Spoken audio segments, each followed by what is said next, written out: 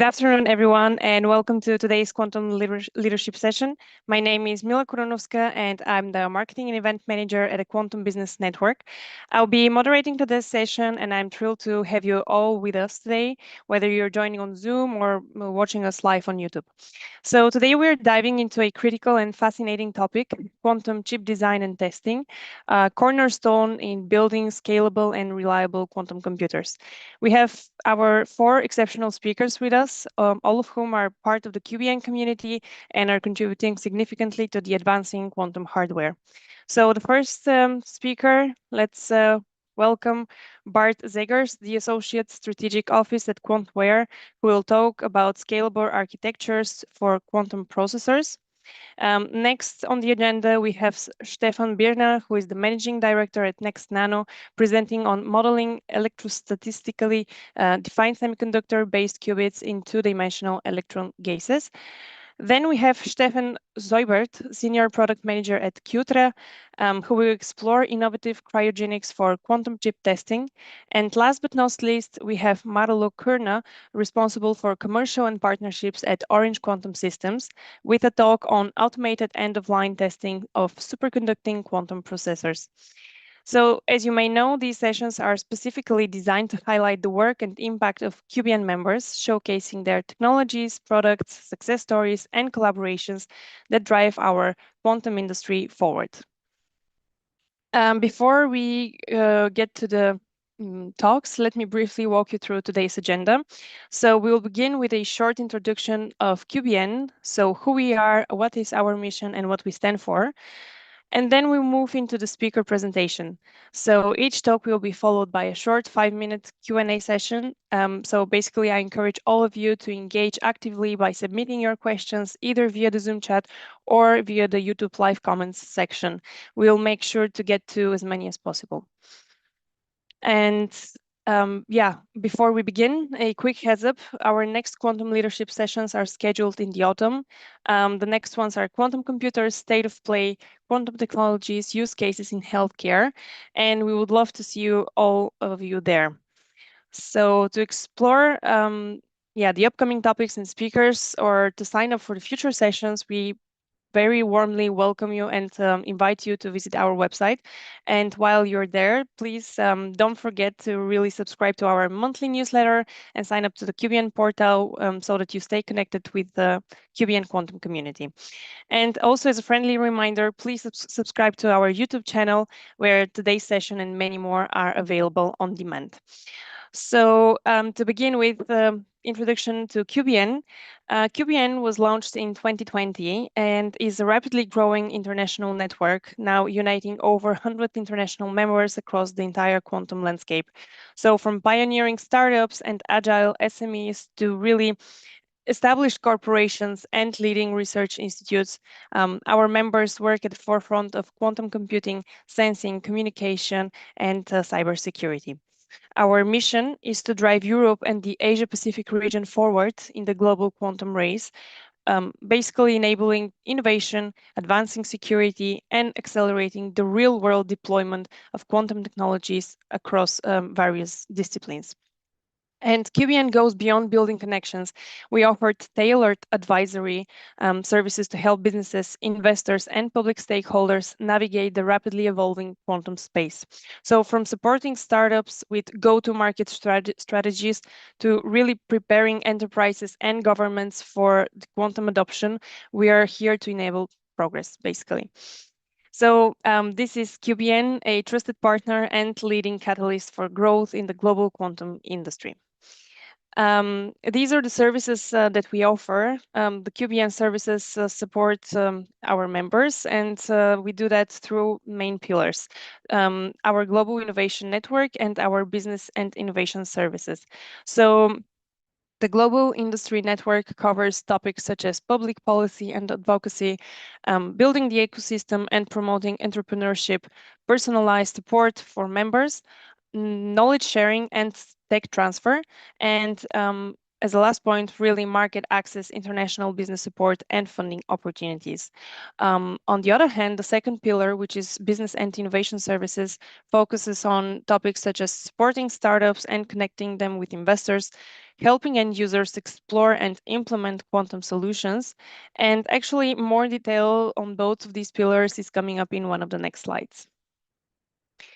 So these are our members. QBN has really grown rapidly to now include over 100 international member organizations spanning the entire quantum value chain, from really hardware components and software platforms to full stack solution providers. We bring the community together to solve common challenges, create new market opportunities, and basically turn research into real world applications. So being part of QBN really means access to a vibrant network of experts, collaborators, and decision makers. And to learn more about each of our member and to basically explore collaboration opportunities, please visit our website and discover what we're building together. Just one moment. So the QBN membership is international, and we welcome a broad spectrum of organizations involved in quantum technologies and their supporting ecosystem. So as a member, you become part of a globally connected community of scientists, engineers, investors, and entrepreneurs who are collectively accelerating the commercial and societal impact of quantum innovation. And moving back to the two pillars of services that we offer, so the Global Innovation Network, we firstly facilitate high-value matchmaking and collaborative R&D across the quantum chain. This network also acts as a voice for the industry through advocacy and strategic policy engagement. And it also unlocks access to public and private funding sources, leveraging our investor network. This global industry network also supports 5 active technical working groups for shared insight and project development. And it also amplifies visibility of member companies and product milestones. So we also provide thought leadership via the business forum on IP, commercialization, and growth strategy. And finally, through the Global Industry Network, QBN offers a content hub with curated reports, videos, and resources to keep members informed. The second pillar, business and innovation services, this one basically offers business strategy workshops to unlock growth and address scaling challenges. Also, technical and commercial due diligence aligned with current quantum trends. QBN also supports with a hands-on use cases design and an end-user engagement for real-world adoption. This pillar also helps fundraising and partnership development with targeted investor outreach, and it provides strategic communication to really inform and influence executive stakeholders. The business and innovation services also provides market intelligence and trend analysis to support data-driven decision making, and it also provides international and actually supports the international expansion with lean go-to-market approaches. Then I would like to briefly outline the quantum incubator for end user enterprises. So QBN's dedicated incubator supports those seeking to basically explore or integrate quantum technologies. We provide guided mentoring, expert support, and a fast-track onboarding program. So the good news is that really new participants benefit from a complimentary enterprise membership in the first year and the exclusive 25% discount on the full membership. So I would say that this is a unique opportunity to begin their quantum journey with the right foundation. And of course, more details can be found on the QBN website. I would like to also briefly touch upon the QBN achievements. So really, in just a few years, QBN has helped catalyze over 200 million of euros in public and private quantum investments. And we've hosted global events, brokered partnerships, and built a strong digital follower base of over 20,000 followers across our social media channels. And basically, we worked closely with policymakers to ensure our members' needs are part of the national and international quantum strategies, and our efforts are helping shape the long-term growth of the ecosystem across Germany, Europe, and the APAC region. And this is our team, which combines expertise in quantum technology, business development, and innovation management. We work hands-on with members to tackle the unique challenges of building and scaling deep tech ventures. Here are some brief news from our network. We are excited to welcome our latest member, Horizon Quantum, which is actually a QBN APAC member from Singapore, and we look forward to achieving really great things together. Also, these are the events where you're able to meet the QBN team in person in the next few weeks. So I would like to briefly touch upon the GTEx Europe happening next week. We are a strategic partner, and as a strategic partner, we'll host a booth, and also our CEO Johannes Verst will participate in a panel discussion. Exclusively, members receive 20% of booth space. So really make use of this opportunity, and we warmly invite you to come and meet us at the booth to connect and discuss potential business opportunities. And then the next big event is the World of Quantum, happening from 24th until the 27th of June in Munich. So we invite you to visit us at the QBN Pavilion, which will be a central hub for meaningful connections, live demos, and fresh networking opportunities. I would say that it's really the perfect place to discover cutting-edge quantum solutions, explore new partnerships, and really meet some of the brightest minds shaping the future of the industry. Just to highlight that on the 25th of June, we will host our VIP networking reception, which is an exclusive invite-only rooftop event where key decision makers, investors, and QBN members come together in a basically relaxed setting over barbecue for meaningful dialogue and connections. And if you would like to be part of this high-level elite gathering, consider joining us as a sponsor, because there are still some sponsorship opportunities. And I would say that this is a unique opportunity to boost your visibility and access curated networking. And most importantly, the week kicks off with the QBN Working Group Photonic Quantum Technology meeting on the 23rd of June. So this will be hosted by our valued member AtoCube Systems in Munich. And it's really the perfect start to a week of momentum and innovation, bringing together experts for focused discussions and already early networking. And finally, yeah, to just wrap up, you basically have the chance to meet more QBN members throughout the week at our pavilion and also at the World of Quantum in general. So the joint booths and of course at our VIP reception. Next, I would like to briefly present these funding calls. But of course, I would like to also invite you to visit our website where you would be able to explore the current open funding opportunities. These are also there. And yeah, basically, we continuously update our listings with national and European programs. So our website is the right way to go. And yeah, that's with that all being said, I would like to summarize that if you're not yet part of QBN, we invite you to join our global quantum community. And yeah, I also invite you to stay in the loop with us by following us on LinkedIn and YouTube for updates, job posting, and upcoming events. And to also subscribe to our monthly newsletter for sessions, replays, insights, QBN members, success stories, and events, and more. And last but not least, join our QBN portal to access exclusive content and really build meaningful partnerships to elevate your presence in the quantum world. So yeah, let's really shape the future of quantum together. With all of this being said, let's move into the core of today's session, our speaker presentations.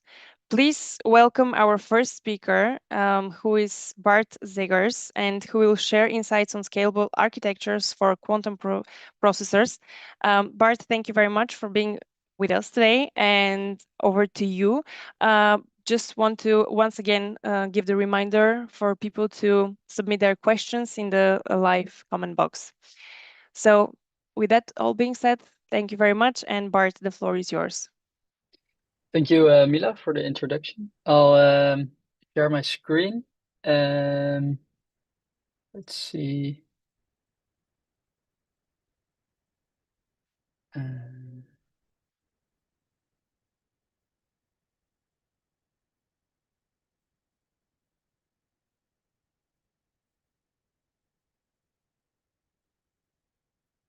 oh, wait, I have to accept something. Yeah.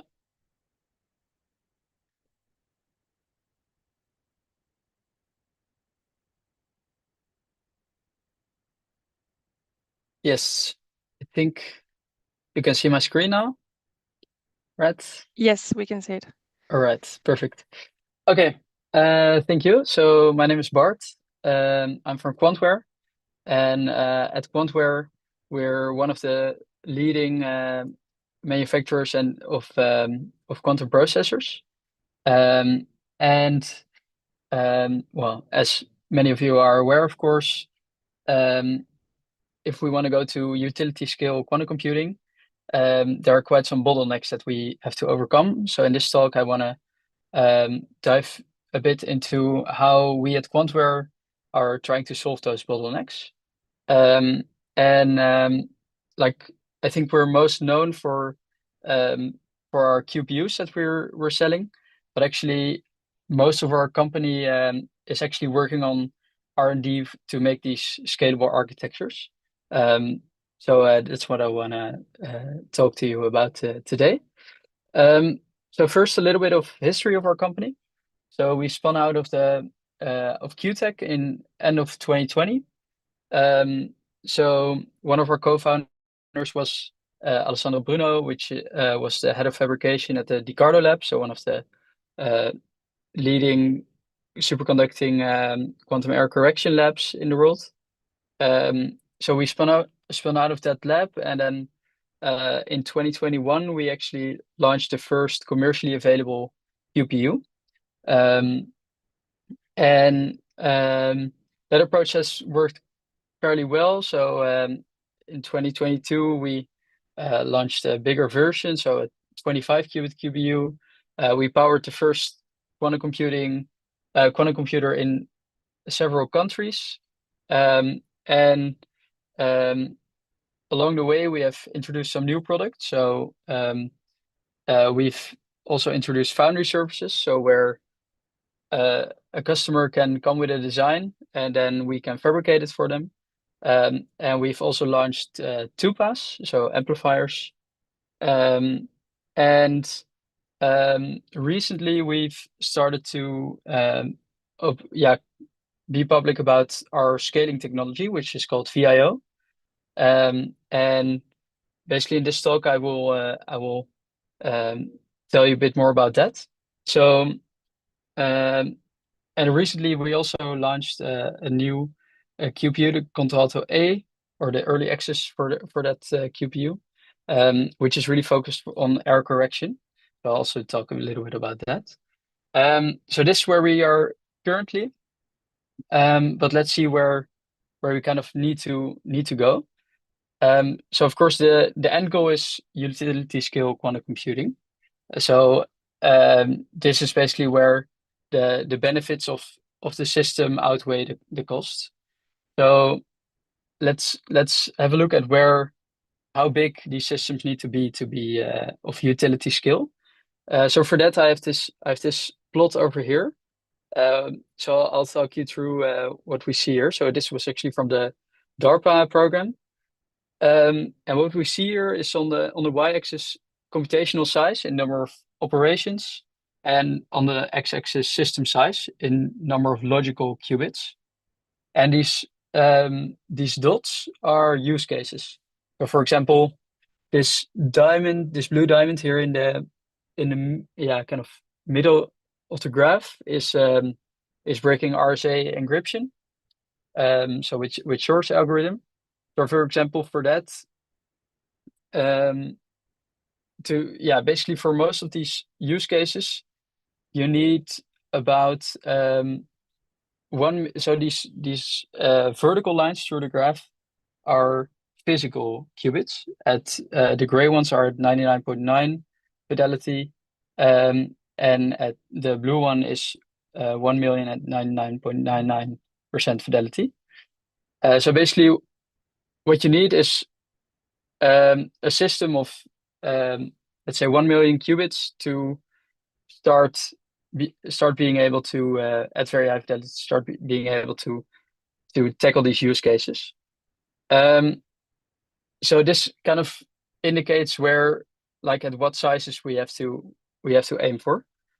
So basically, to get there, we need to do a few things. We need to really master this error correction at a larger scale. So, like, current state of the art is basically Google with distance 7 surface code. But of course, these systems need to get larger, and the complexity, of course, increases. And we really need to overcome a few bottlenecks to scale to these much larger sizes.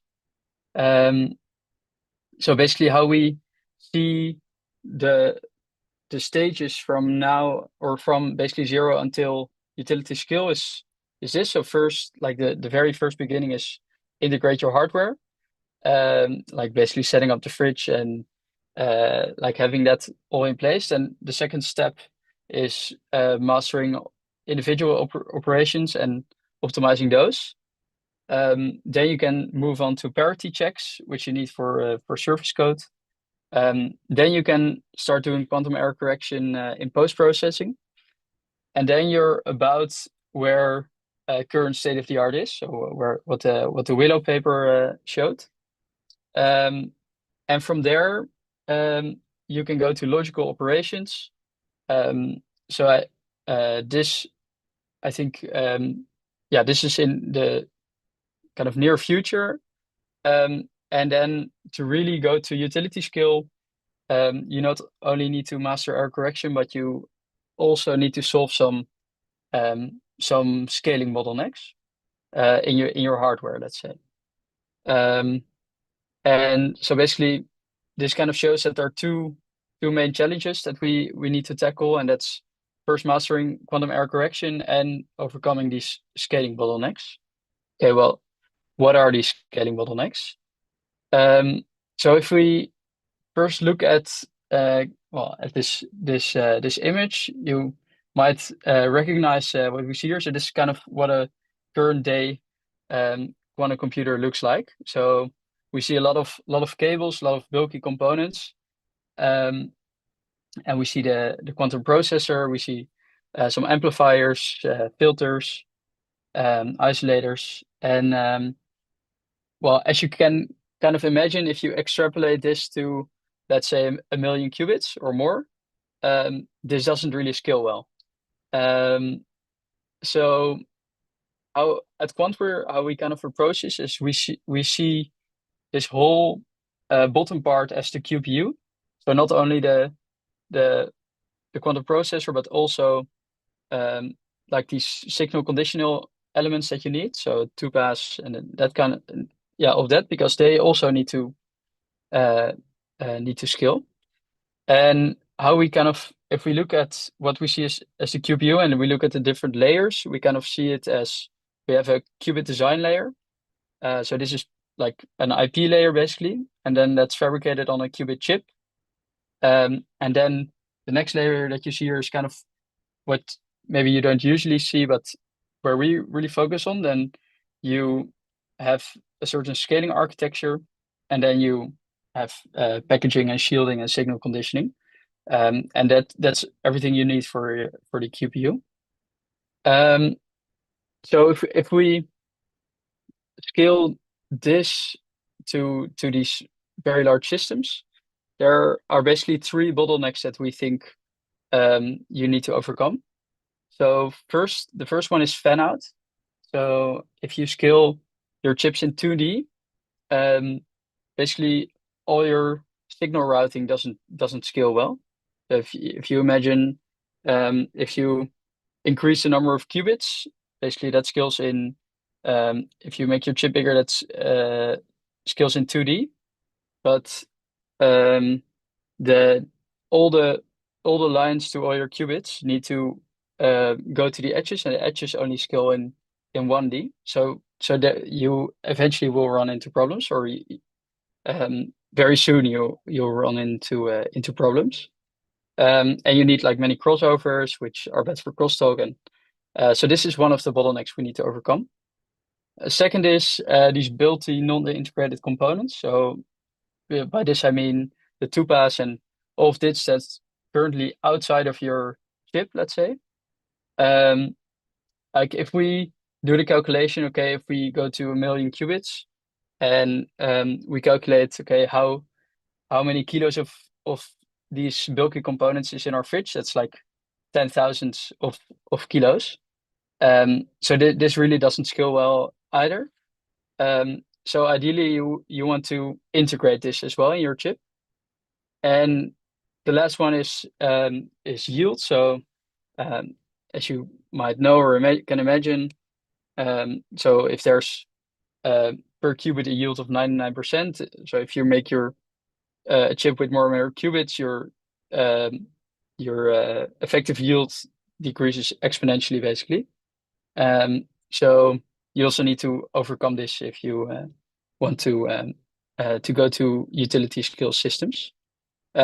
So currently with these bottlenecks, we can scale a bit further, but like we think that around yeah that with current approaches, no one really can go beyond 10,000 qubits, and then at some point, at that point, you will really run into these issues. So we at Quantum basically want to offer a path to towards utility scale, and we do that basically in two ways. So first, the first one is VIO. That's really our scaling architecture, and I'll talk you through that a bit. So basically, we have these three bottlenecks. So 2D fan out, bulky components, and decreasing yield. So PIO solves these three bottlenecks, like all of these three bottlenecks. So that's I think the very unique thing of VIO. So basically, what it's one of the key elements is it uses 3D signal routing. So all the signals come from above, which means that, well, first of all, the fan out problem is solved. And another major thing is that it's not just that it's in 3D, but it's also basically the signals are routed through vertical silicon chips, basically. And the fact that that those are silicon chips means that this also allows you to integrate these signal conditioning parts into your chip, which really solves this bulky component bottleneck. And the third one is that in this architecture, it uses a modular approach, so it uses chiplets. So for the yield, well, you make the chiplets of a certain size, which have a high yield, and then we connect these chiplets together to make one bigger QPU. And then in the end, you have one module, and then like the longer term goal is then you can also connect these modules, and then you can really scale. And as you can also see, like this is kind of a rough sketch of like what the design of the qubit layer would look like. But as you can see, it's already, so this is for 64 qubits, and it's like a much cleaner design. There's still crossovers for the feed lines, but like they're yeah, way less crossover. So yeah, that's really our approach there. And yeah, so how do we introduced this technology in our product. So we basically offer this in 3 product verticals. So first is our fully packaged products. So there we basically do the whole chip with our own qubit design, and we fabricate it with our scaling technology, and we package it, and then we can ship the product. But we also offer foundry services. And in this foundry services, so a customer makes their own design, but now they can make use of, let's say, our scaling technology, which basically allows them to design much larger chips. And the third one is packaging services. So this is, I think, something like the bit more new, maybe in quantum, but already like seen in classical semicon.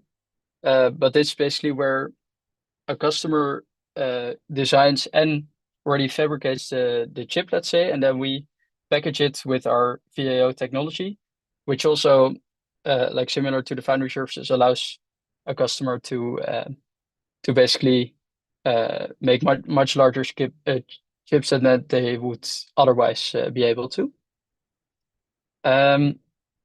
Okay, so that's VIO.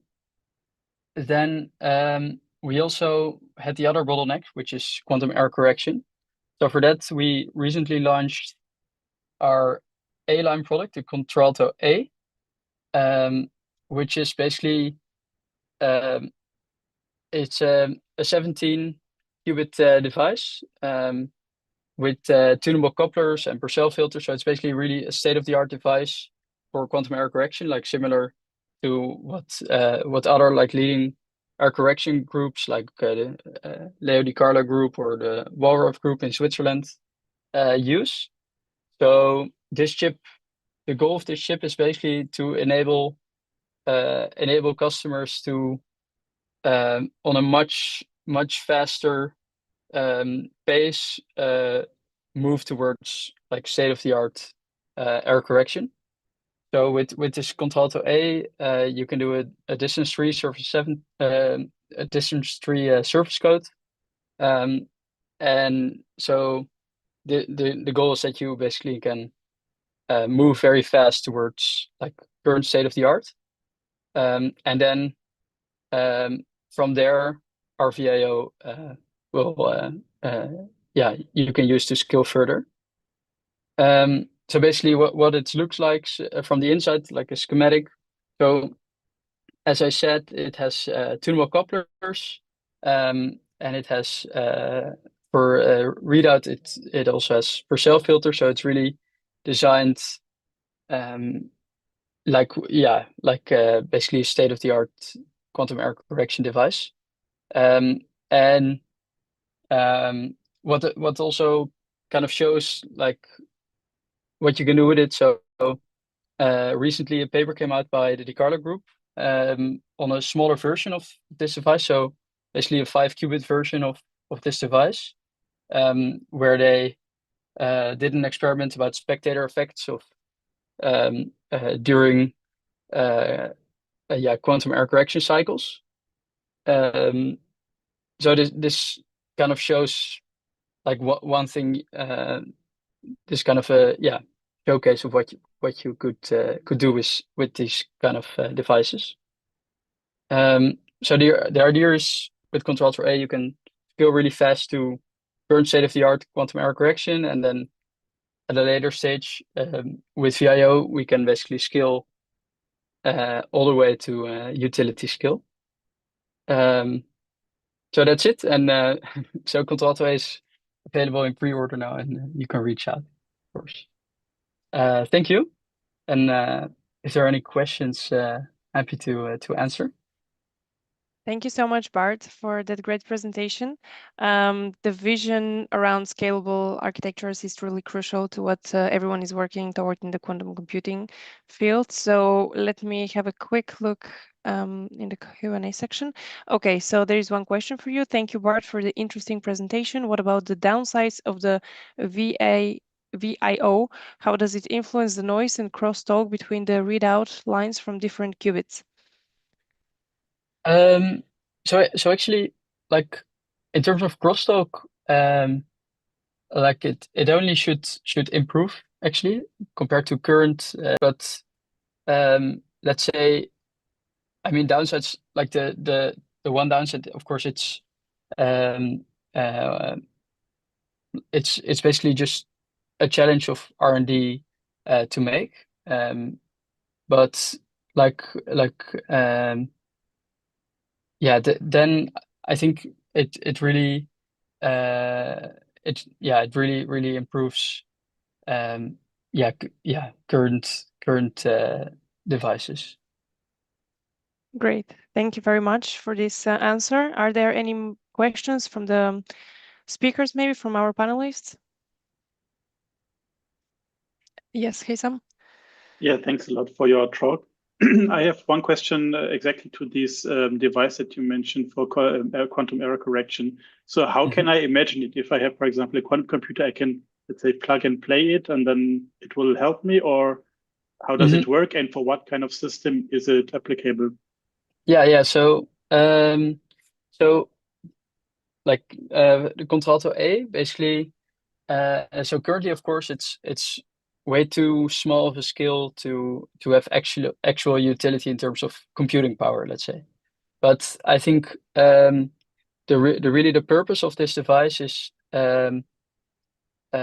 so well, we think to go to utility scale, one of the key elements is that we can do quantum error correction, and to do this quantum error correction, this is basically quite a complex process because you have you have really many moving variables that you have to control to be able to run a distance tree surface code, for example. And that only gets worse when you go to bigger distances. So and also it gets more complex, like basically the current quantum error correction devices like usually have, for example, Purcell filters and tunable couplers, and they only add more complexity. So with this device, you can basically very soon start to develop your capabilities in terms of software and calibration, how to control this basically quite complex type of devices to be able to do error correction. So that's like I think the main use case now. Thank you. You're welcome. Thanks again, Bart. I don't see any further questions for you. So once again, thank you very much for the insightful presentation. And now I'm pleased to welcome our next speaker, Stefan Birner, who is the Managing Director at Next Nano.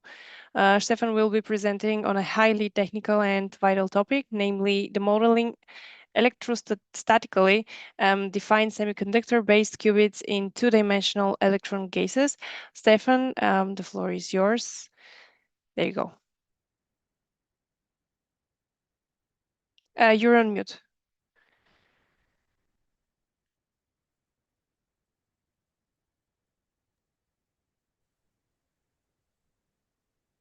Right, so now you should hear me. Yes. Can you also see my screen? Not yet. Not yet. Share. Okay. Yeah, we can see the screen now. Good. Yes. Perfect. Okay. So you can see the screen. Yes, we can see the presentation already.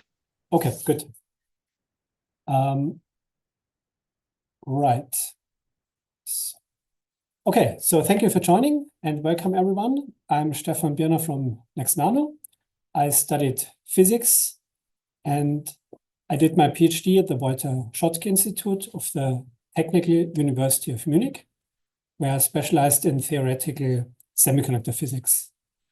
During this period, we developed the Next Nano software, and 13 years ago, I founded the Next Nano company as a spin-off.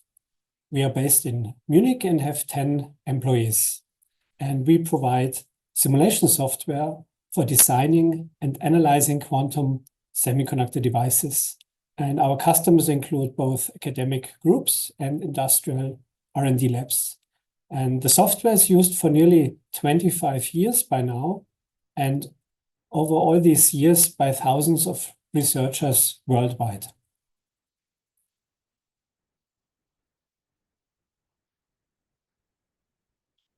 Right. So what is the NextNano software that we develop? It is used to model the physics in electronic and optoelectronic semiconductor devices. So the groups of devices that we simulate can be grouped in electronic devices such as transistors, and the other type are optoelectronic devices that emit light or detect light. And all of these devices have in common that they are based on quantum effects that we are modeling with our tool. And in this talk, I focus on qubits. So how are we related to qubits? We have two EU projects where our task is to develop software to help our experimental partners to optimize their qubits. And these qubits are semiconductor qubits, and they are called flying electron qubits. And it's important, it's a novel, non-mainstream approach to build a quantum computer.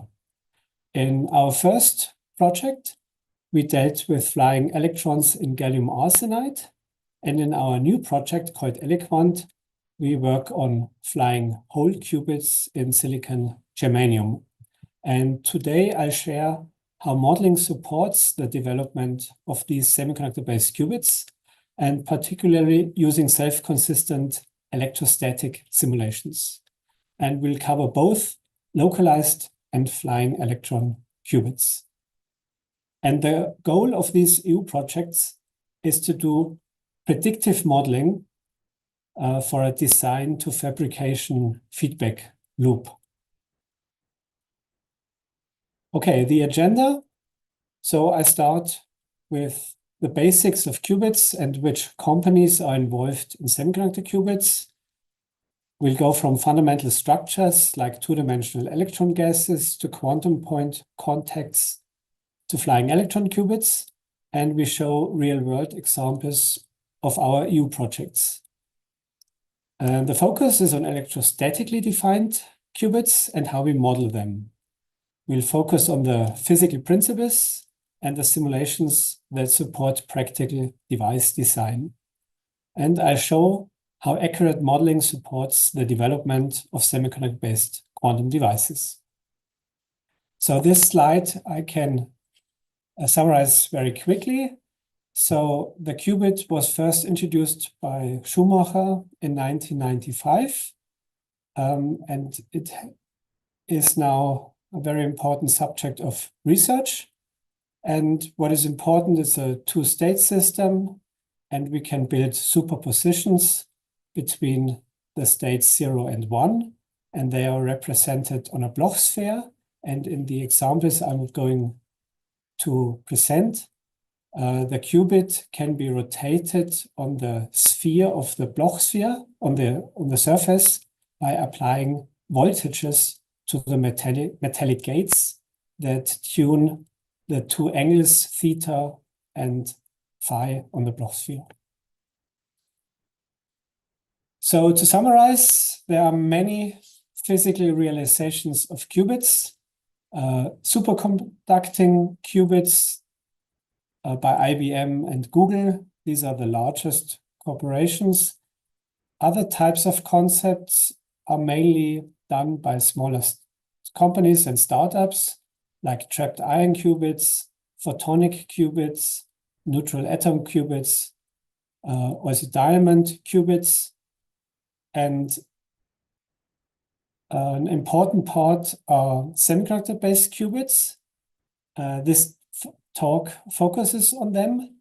And the nice thing about semiconductor technology is that it's a good candidate to scale up the technology, because quantum computers aggregate many qubits, but the challenge is to use a technology that can include millions of qubits in a controlled way in one device. Okay, so who's building semiconductor qubits? So in this global industry race, the main focus is on silicon spin qubits. They're closest to the current semiconductor technology, the CMOS. They're CMOS compatible. There are two outliers that focus on topological qubits, and these are Microsoft and Nokia, where the latter company is working on fractional quantum Hall effect samples. So this is really very specialized. And in Japan, we have Toshiba, Hitachi, and NTT. In the United States, Intel. Startups include, in Australia, Silicon Quantum Computing and Dirac. In Canada, Photonic. These are silicon spin qubits connected to photons. And in Europe, we have Semicon from Finland, which is a spin-off from VTT. Quantum Motion in UK, which works together with UCL in London. Equal One from Ireland. Groove Quantum is a spin-off from Technical University of Delft. Quobly is from Grenoble.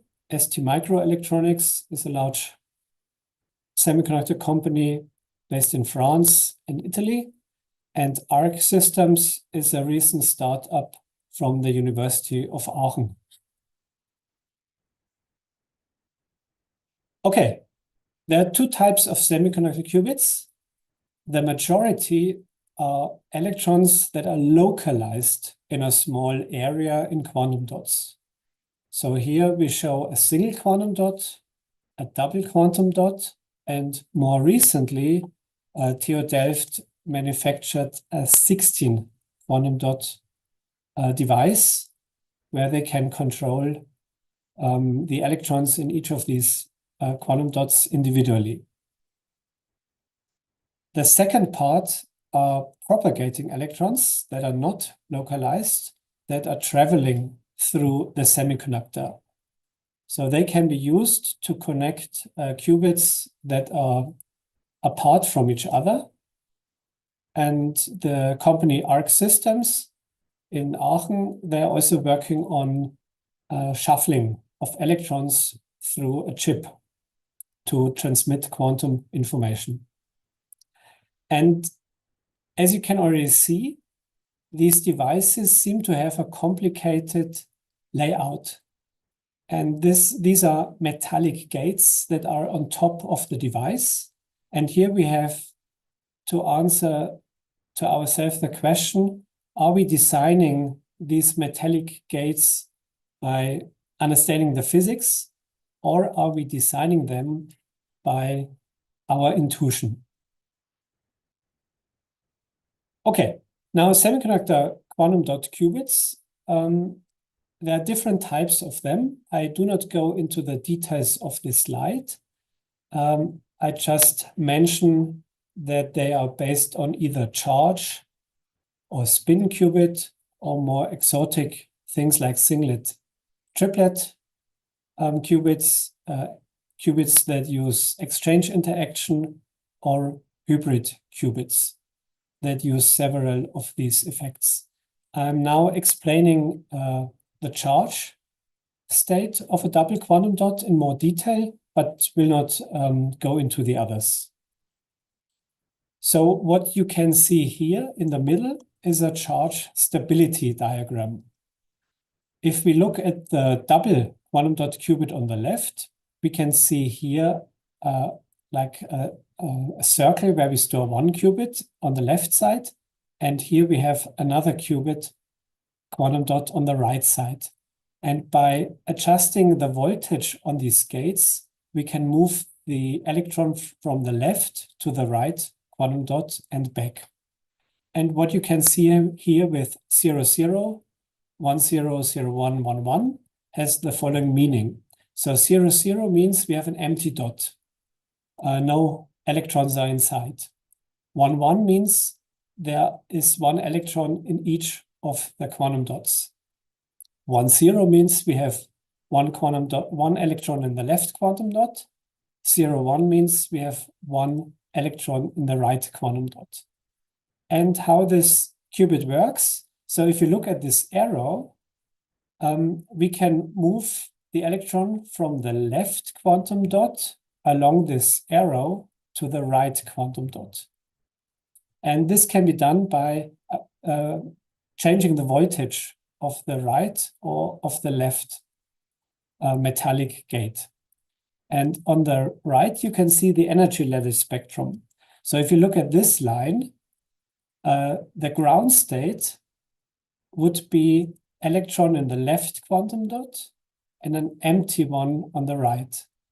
And the next level in this energy level spectrum, which has a higher energy, would be an empty dot on the left, but the electron located on the right. And if I play with the voltages on the metallic gates, I can go to another state where the ground state is the electron on the right, and the second excited state would be the electron on the left. And when I tune the voltages, I have an intermediate region where the electron is located partially in the left and partially in the right quantum dot.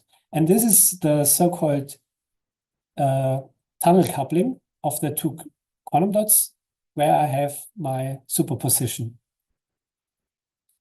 And in order to analyze such a device, it is important to know the energy level spectrum of the double quantum dot system. And for this, we need to solve the Schrödinger equation.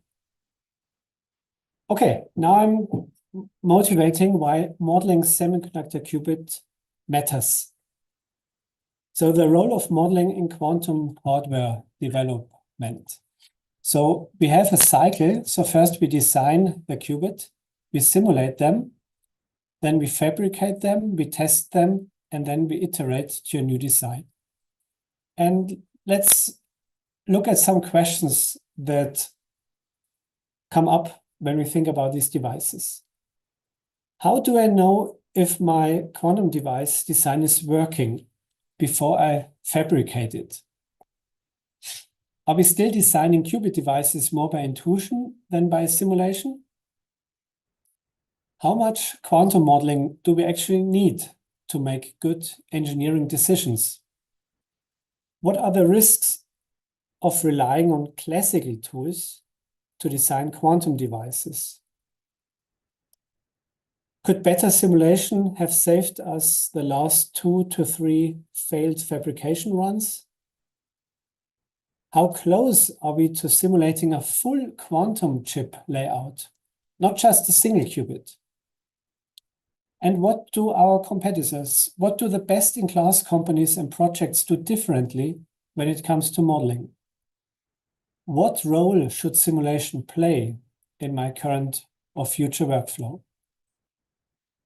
Okay, the performance of these qubits depends on electrostatic control, the quantum confinement, and the tunnel coupling, which tunes the superposition. The fabrication cycles today are slow and expensive. They are mainly driven by trial and error. So we need accurate predictive modeling. And the modeling helps to accelerate our development, reduce costly iterations, and improve understanding of the device physics.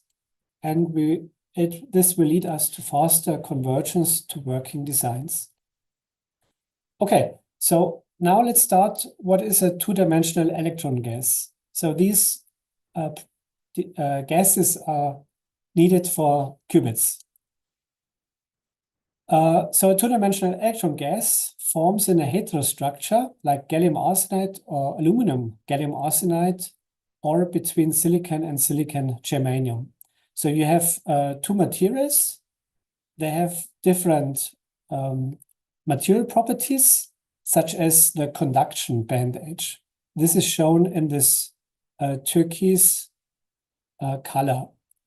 So the electrons, which are shown in red, tend to be located in this triangular quantum well potential.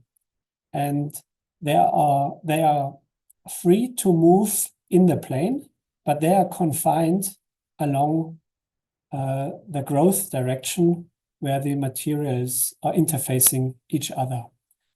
Here you can also see the two states that such a two-deck could have. And for very low temperatures, like millikelvin, only the lowest state, E1, is occupied, and therefore the quantum density follows the shape of the ground state wave function.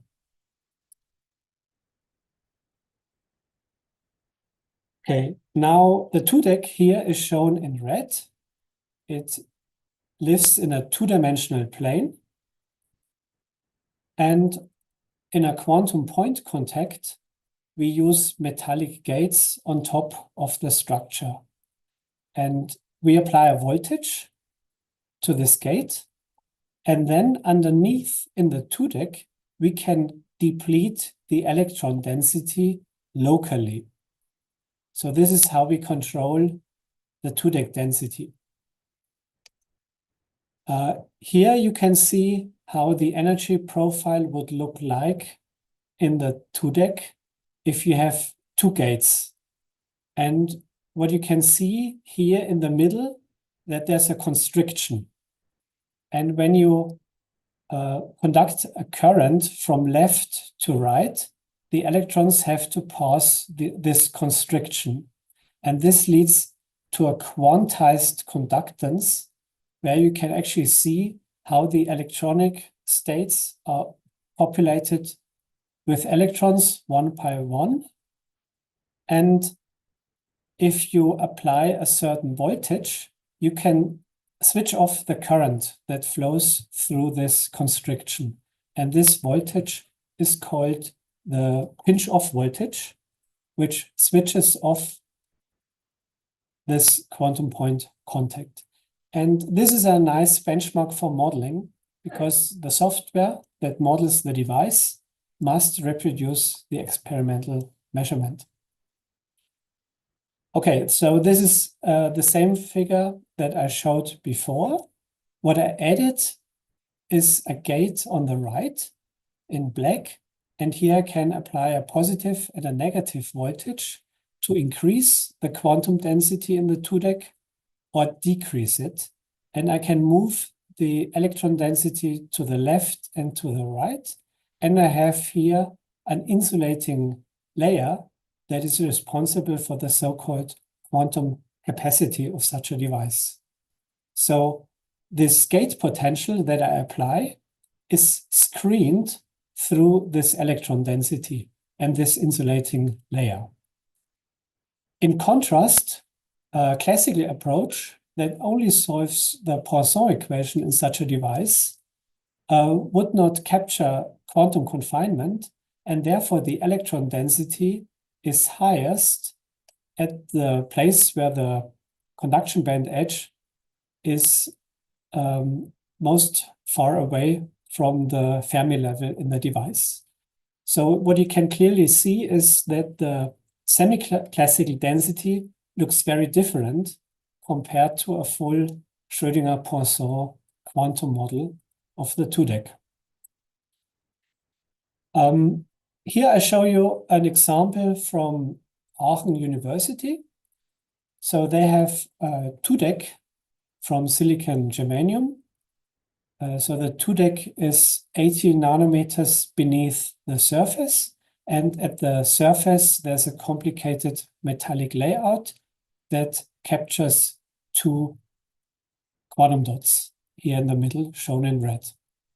And what they do, they are able to use a commercial tool, COMSOL, which can solve the Poisson equation in a 3D device by applying appropriate boundary conditions, such as the voltages, to the device.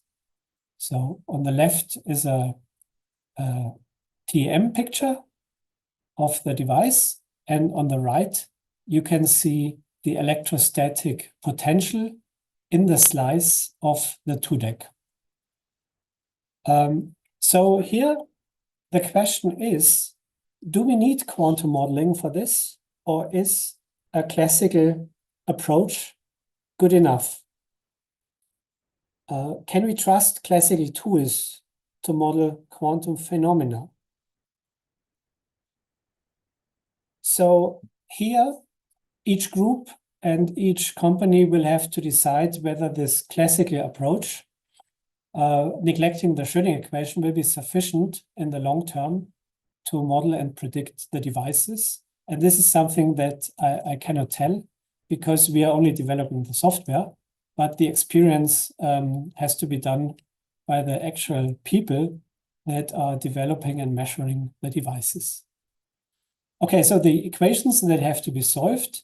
In the first line, we have the Poisson equation that has as an input the charge density in the device and gives the electrostatic potential through the device. And here it's important to get an accurate knowledge of the electrostatic potential in the plane of the 2-deck. And this potential is then input into the Schrödinger equation, which gives us the energy spectrum and the wave function.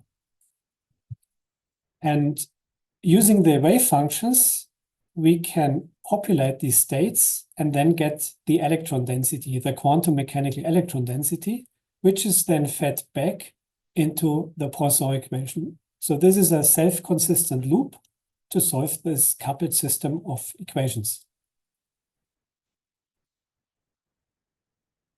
As a next step, I'm moving on to the results of our first EU project. It's about these flying electron qubits. And it's an electron analog of photonic qubits that are using a Mach 10 interferometer. So the concept is very similar to photons. So here we inject electrons either in 0 or 1. So these are two paths that are spatially separated. The electron enters, then there's a tunneling regime in a so-called beam splitter, and the electron can be in both paths simultaneously. It moves on into a Aharonov-Bohm ring, which rotates it by the angle phi on the Bloch sphere. And then it enters another beam splitter where it can recombine, and it enters then in a superposition between 0 and 1. Below is an experimental layout of an actual device of this concept. And on the right are simulations of the local density of states at a specific energy. And you can see here in the upper part, the electron enters in the path 1. Then it tunnels through the tunnel barrier, passes the Aharonov-Bohm ring, and enters and exits at an equal superposition at the exit 3 and 4. So here we have a 50-50 superposition of the upper path and the lower path. By tuning the voltage at the metallic gates, you can set up a different point on the Bloch sphere. Namely, here the electron enters in the upper path, but exits in the lower path. So the superposition at the end is different compared to here. So here you have full control about your electronic movement. And it's important to know that nowadays electrons can travel coherently up to 1 millimeter, which is very remarkable. Okay, so for this whole design flow, you need first to design the epitaxial structure to be grown. So here you have to decide on material composition of aluminum gallium arsenide, the layer thicknesses, doping concentration profile, strain, and the 2-deck properties like electron density and electron mobility. So typically, the people that are growing these structures are not always the same that are working on the qubit design. So they actually buy the wafers that have a certain properties of the 2-deck. And these are specialized groups that grow this by MBE or molecular beam epitaxy. So once the samples arrive, the wafers arrive, metallic gates have to be designed by modeling or designed by intuition or previously working devices. And once these metallic gate layouts have been designed, they are deposited using electron beam lithography. And on one wafer, there can be hundreds or thousands of different designs that could be tested and measured. But if the original wafer is not optimal, it's a waste of effort. So it is first very important to get a reasonable design of the epitaxial structure as such, and then design the metallic gates. And later, you compare the modeling with the measurements. Okay, and this is what I'm going to show next. So this is a typical layout. The 2-deck is below the surface. On the surface, you have gates. Here are different materials and doping. And on the left, there's a theoretical result, which is a conduction band edge profile, and the 2-deck density is shown here. And by playing with the voltage, you can move the conduction band edge profile and tune the density in the device. In the next slide, I show some animations. So here in the middle, you can see an electron density that now has disappeared. And now the electron density is everywhere. And you can apply voltage to build this quantum point contact constriction. This is also shown here on the right. Now we get to the pinch-off where the current is suppressed. Yes, the current is suppressed. And okay. And in this project, we did a systematic study of 100 different metallic layer designs. Here, for example, 3 are shown, different angles, different curvature. And for each, we calculated electron density and pinch-off voltage and compared with experiment. This is shown here. So here's a zoom into different devices with different geometries. And for each device, we calculated pinch-off voltage shown in blue and measured in red the pinch-off voltage.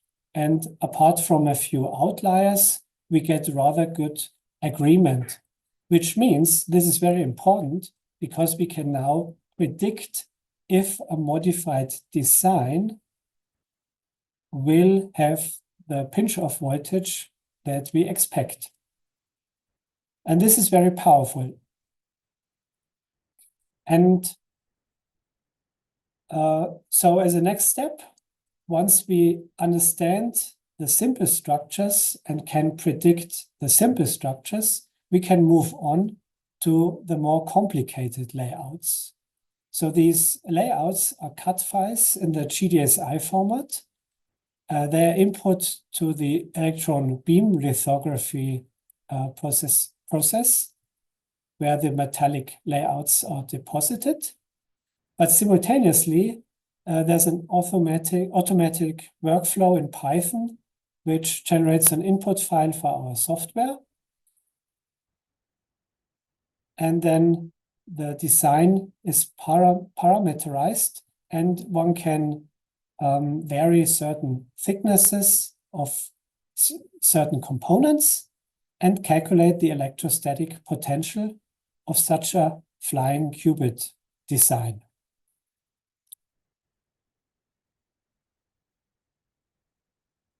And this is an actual example of one of these experimental physicists. So what they have an experiment, and in the experiment, they have different voltages applied on each of these gates. They also do a simulation with their digital twin, and it turns out that some of the voltages that they apply in the simulation are slightly different compared to the actual experiment, but overall the scale is okay.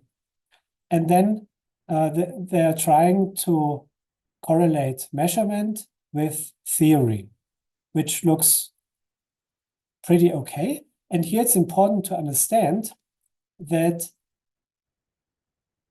once you have grown the structure, you cannot modify the metallic gate layout. This is fixed.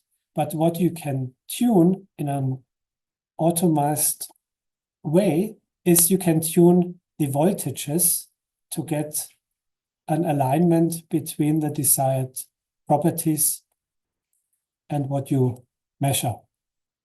So with the voltages, you're rather flexible, but the design must be in a so-called design window that makes sense to measure anything useful. Because if you have the metallic gates too thick or too thin or too wide or too long, it can happen that you cannot measure anything. So it's very sensitive in general. And this experimental group is now doing simulations for every design that they manufacture. So they don't manufacture without having designed before. So the conclusion, an advanced design and reliable testing of semiconductor qubits requires a deep understanding of the shape of the electrostatic potential inside a gated nanodevice that forms quantum dots. And we also need to know the electronic wave functions, the shape, and where the electrons are located, and the energy spectrum of the electrons. And this knowledge can be obtained nowadays from numerical simulations, which are done by our NextNano software. And this is a software for calculating self-consistently the quantum electrostatics. And as a summary and an outlook, now that we can model the electrostatics, as a next step, we are going to model entanglement, where we connect two flying qubits together.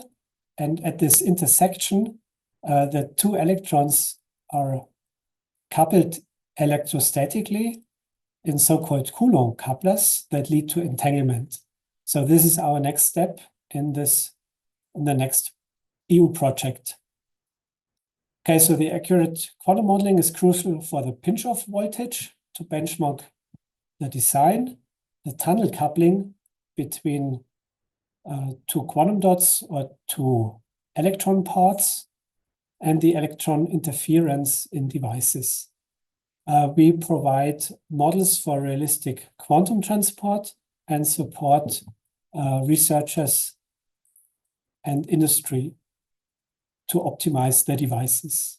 And looking ahead, we are supporting also new materials like silicon germanium, which are strained, and also graphene flying qubits. And overall, we need more automated design simulation workflows. This is what we are going to develop. So we are already simulating tomorrow's qubits today. And now I have 2 slides left.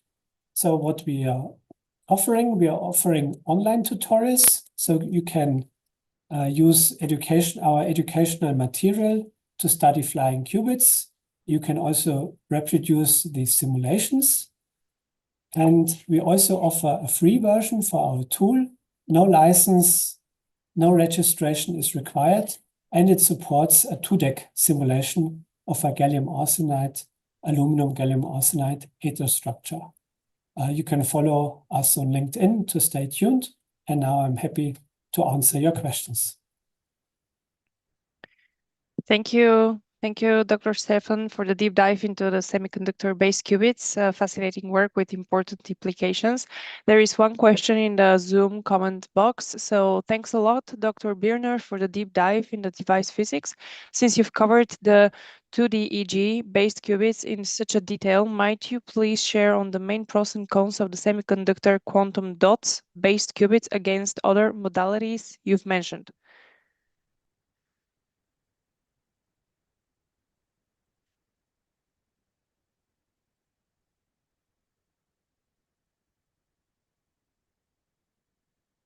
Can you hear me? Oh, sorry, my speaker were off, so I did not see what you. I did not hear what you asked. Sure. Could you Okay. please? Yeah. So thanks a lot, Dr. Birner, for the deep dive in the device physics. Since you've covered the 2D EG-based qubits in such a detail, might you please share on the main pros and cons of the semiconductor quantum dots-based qubits against other modalities you've mentioned?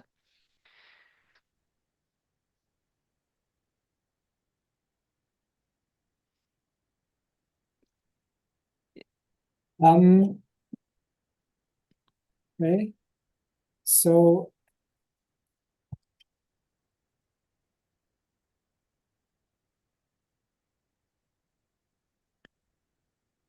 Did you hear my question? The main pros and cons. So pro is semiconductor quantum dots are scalable as such because it's based on semiconductor technology. And disadvantage is that the number of qubits that are available is very small compared to the superconducting community. So this means this semiconductor community has to catch up with other technologies to be on the same level. But in the long term, there's advantages of scalability. So I don't know whether this answers these questions, or was the question related to these other semiconductor type qubits that I did not mention? I would not be able to answer. I show this slide. So if the question is related to these qubits, I would not be able to answer it. And I would refer to the paper mentioned here, where these different types are discussed. Great. Thank you so much. I see Haysam's hands raised. Yeah, thanks a lot for your great talk. I have one question. I think it was on slide 10 was shown, let's say, the energy bands. And it reminds me a little bit, let's say, of topological transition, for example, in graphene, when you have this cone shaped like direct bands. So is there also here any kind of, let's say, topological features or topological stability to the qubits, say, or not? Yes, it looks like graphene. But in graphene, you have on the x-axis the k-space. And here's something different. It's basically how the energy spectrum, so there are two energy levels, 1 and 2. And if you go from left to right, they change upon changing the voltages of the device. So it's essentially very different to what you have in mind for graphene, although it looks like a Dirac cone, but it's something different. Yeah, but for example, there are also works where you have, for example, artificial or synthetic dimensions. And I think if you now call, let's say, the x-axis instead of having, let's say, kappa or like the k value, a different, mathematic or physical observable, then still maybe it could be, let's say, in a different space, there's some kind of a topological state. I don't know. I don't think so. But these other qubits, okay, I think it's something different. But of course, you can also use 2DEX to define topological qubits. For example, if you think about the fractional quantum Hall effect structures, they are for sure topological. Yeah, okay, thanks very much. Thank you. And there's one last question in the YouTube comment section. So thank you for the interesting presentation. On slide 23, you have used the pure states in the MZI. What kind of changes do you expect if state is mixed and experiences dissipation effects? It says slide 23. Yes. Which is probably a different slide.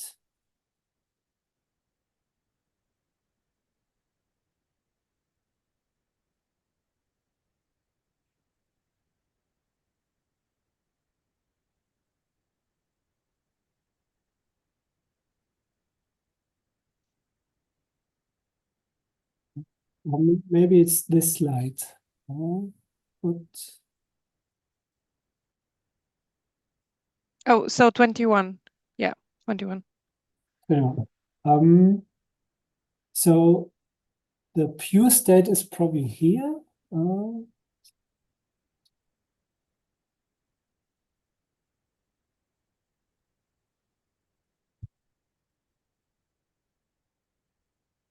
So if the state is mixed, if you do many measurements on average, you measure the superposition like 40% outcome 3, 60% outcome 4 here.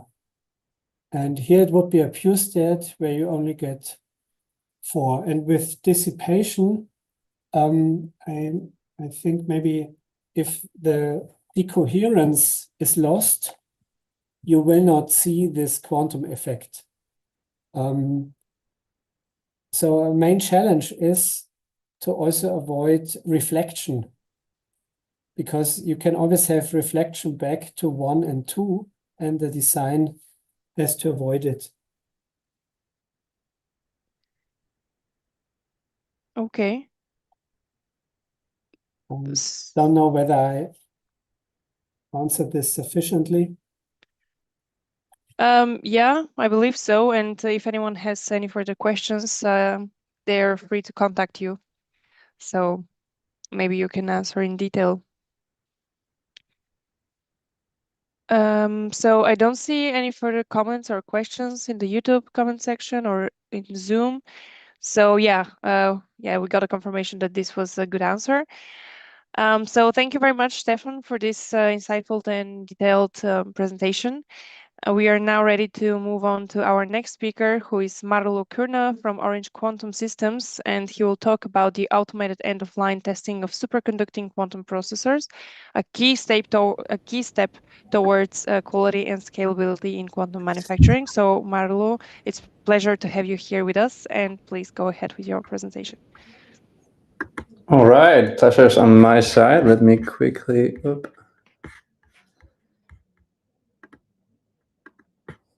You should see my presentation now. Yes, we see it. All right, ladies, gentlemen, I'm going to talk about automated end-of-line testing for superconducting quantum processors. My name is Marlo. I'm from Orange Quantum Systems. We're based in Delft in the Netherlands. I'm responsible for commercial and partnerships. Background is in mechanical engineering. And yeah, should there be any questions, don't hesitate to reach out afterwards. I'm going to talk about 3 different topics in the next 15 to 20 minutes. One will be to motivate the chip testing bottleneck. So I'm trying to argue that chip testing in the quantum chip development cycle is one of the key hurdles and why we need to address it. Secondly, I'm going to talk about quantum automated test equipment. The term ATE, automated test equipment, is borrowed from the semiconductor industry. And I'm going to talk a bit about why we should learn from that and see the parallels from there and adopt similar kind of framework of thinking when testing qubit chips. And lastly, I'm going to talk about the Orange QS Max, which is our answer and the first of its kind utility scale chip testing solution for superconducting transmon chips. Okay, so let's get started by all agreeing on the assumption that the world wants to have ever more computing power. And currently we're getting very close to the limits set by physics. So based on that, we are looking into different paradigms. And quantum computing is one that is emerging. And yeah, with the promise, I guess you're all aware of, that we can solve these intractable problems. And since the demonstration of quantum supremacy in 2019 by Google Quantum AI, we have seen a quantum industry and value chain emerging. Just a few examples. As mentioned earlier, the world's first commercial quantum chip, also here out of Delft. Then we have also seen dedicated quantum chip fabrication facilities being established. IQM, but Rigetti and others are examples. And also in the past years, even more so, we have quantum error correction prototypes, logical qubits emerging. So that is to say, quantum computing is becoming a reality. At the same time, we have to acknowledge that to build a commercial quantum advantage, there's still a long way to go.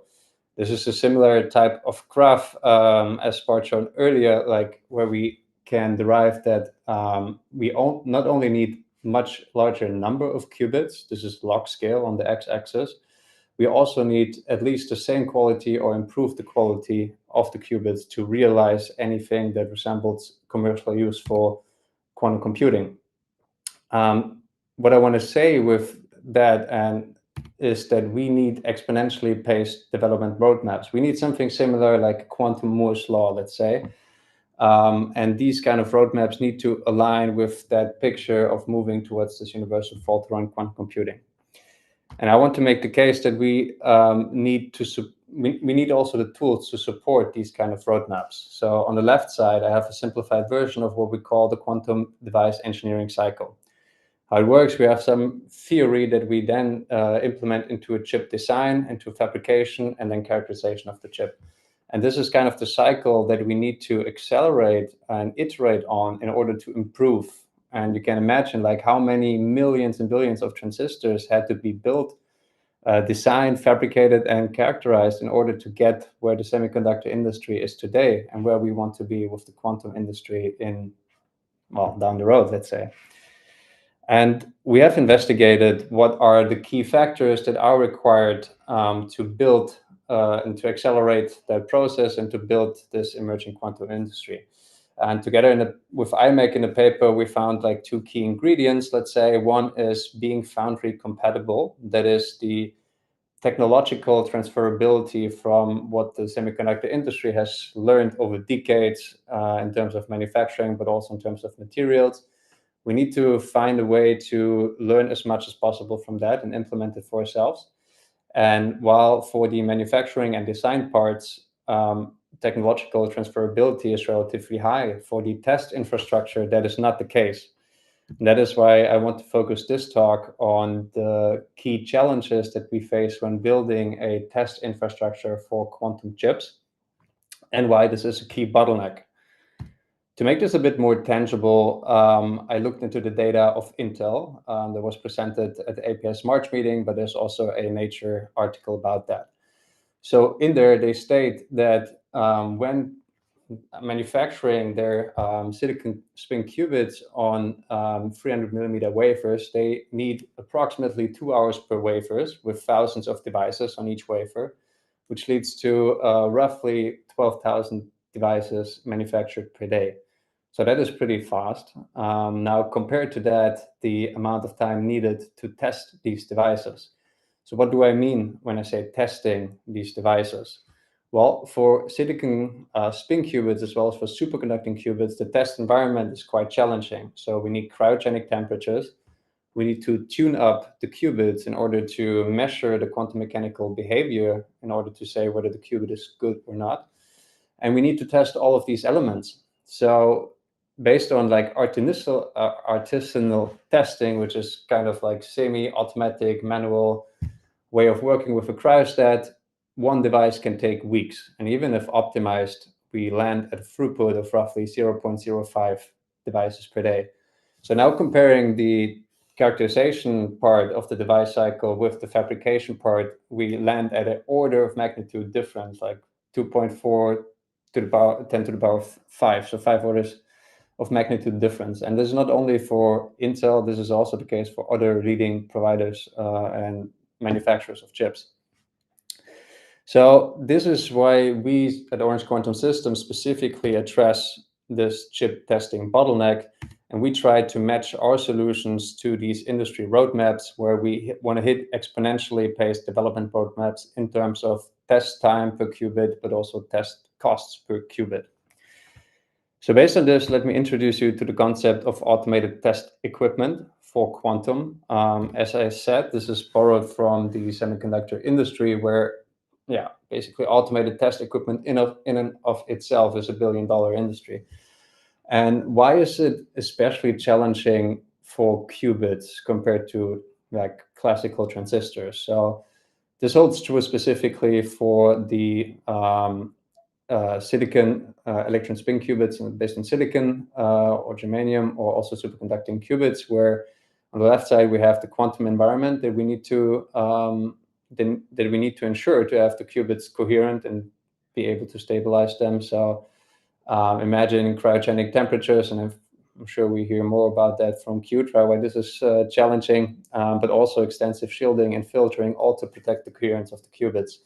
And as of now, there's no correlation to room temperature tests, because at room temperature just have too much noise in order to figure out what are actually these quantities of interest, because they behave quantum mechanically. And the second part to the right is that we need a specific calibration and tune-up procedure in order to retrieve these parameters like qubit gate fidelities, coherence times, qubit frequencies. It's not just probing with a voltage like transistor testing. And again, like when scaling up in terms of numbers of qubits, we also have to be aware that there's interdependency between these different qubits. There's a big solution space in how to operate your chip, and your quantities measured depend on how you do that. So it gets very complicated relatively quickly, and we still need to keep in mind that these are physics experiments, and we have to have a first principle thinking when characterizing these quantities of interest. Okay, so what does quantum automated test equipment then look like? I tried to simplify a bit how we get from a wafer to a quantum processing unit. Simply speaking, on the left side, we have the full wafer. Then we pattern something on that wafer. We have frontline manufacturing. We have metrology tools, optical inspection. After that, we dice the wafer into the chips or chiplets, and then we wire bond and package, and then we get to our quantum processing unit. And during that process, there are a couple of different stages where we want to extract parameters in order to enable a device down selection in this funnel. We don't want to build further on devices that we know that are not good. And also we want to have a feedback cycle as early as possible in order to improve step by step what we do in this process. So we cut this process into 3 key steps, let's say. So one is the pre-screening that can be done also at room temperature with like different probers. And it already gives basically Josephson junction resistance and some other parameters, and also optical inspections already gives a base for predicting whether this specific qubit is good or not. And with more statistics, it's going to get easier. But this is not enough if this qubit should be shipped to a customer or deployed in a quantum computer. We need to know more about this chip. And then we have 2 more steps, the basic diagnostics and advanced diagnostic, where this is really about the quantum information properties of the chip. So that is the classical parameters like the Hamiltonian parameters, qubit frequencies, coupling strengths, but also coherence properties. It goes also into crosstalk matrix, gate fidelities, depending on the specific use case in the process.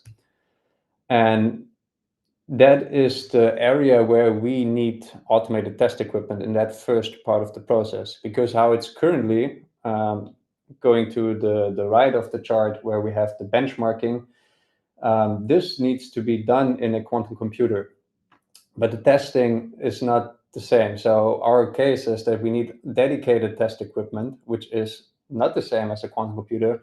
It can be much more optimized for application-specific requirements like throughput, time, automation, based on the metrics that we want to know, while the processor performance and the full tune-up of the chip is something that then needs to be done in production in the quantum computer.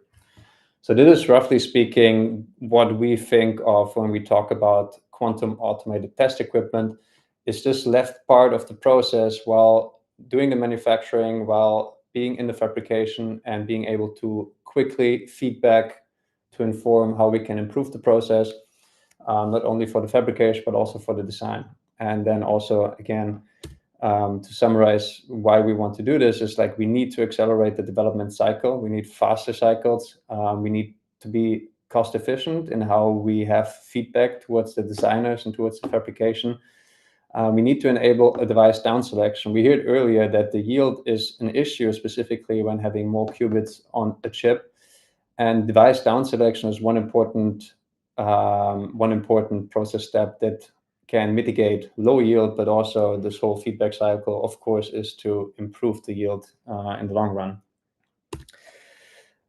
So yeah, let me then summarize what we think of quantum automated test equipment. If taking one step back now, we have a very simple chart that signifies what we need to do with this equipment if putting a box around that system.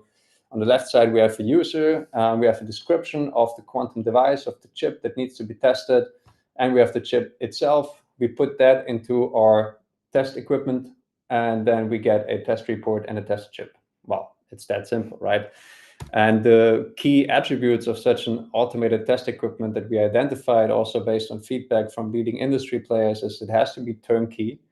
So it must be automated, because you don't want to spend, basically you want to decouple your R&D resources from the testing and characterization process. It's like not so much time that you need to spend on that.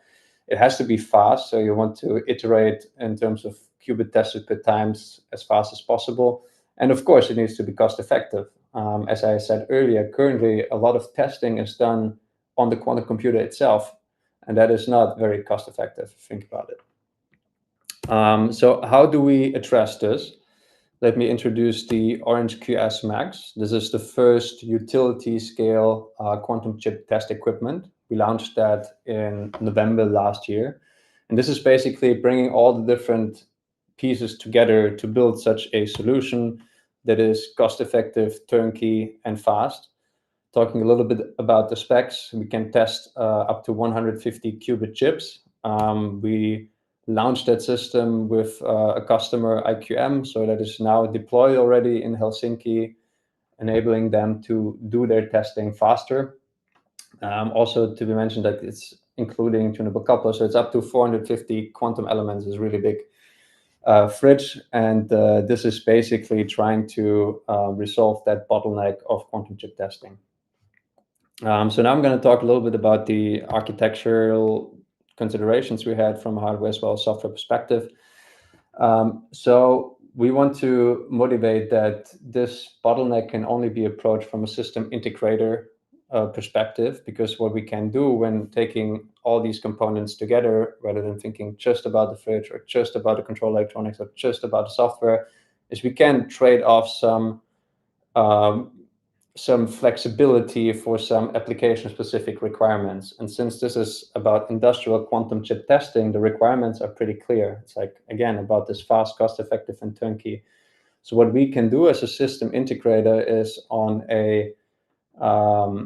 different levels of the stack, we can optimize and trade off some flexibility for more throughput. So it is very much optimized for testing the chip quality parameters that I mentioned earlier. So it is really about testing up to coherence properties, single qubit gate fidelities, but also being very fast in identifying qubit frequencies. So this is what we kind of limit this equipment to, and also the crosstalk and coupling strength and a few other parameters. But it's not about algorithmic benchmarking, because again, this is about the earlier stage of the process where we need to accelerate.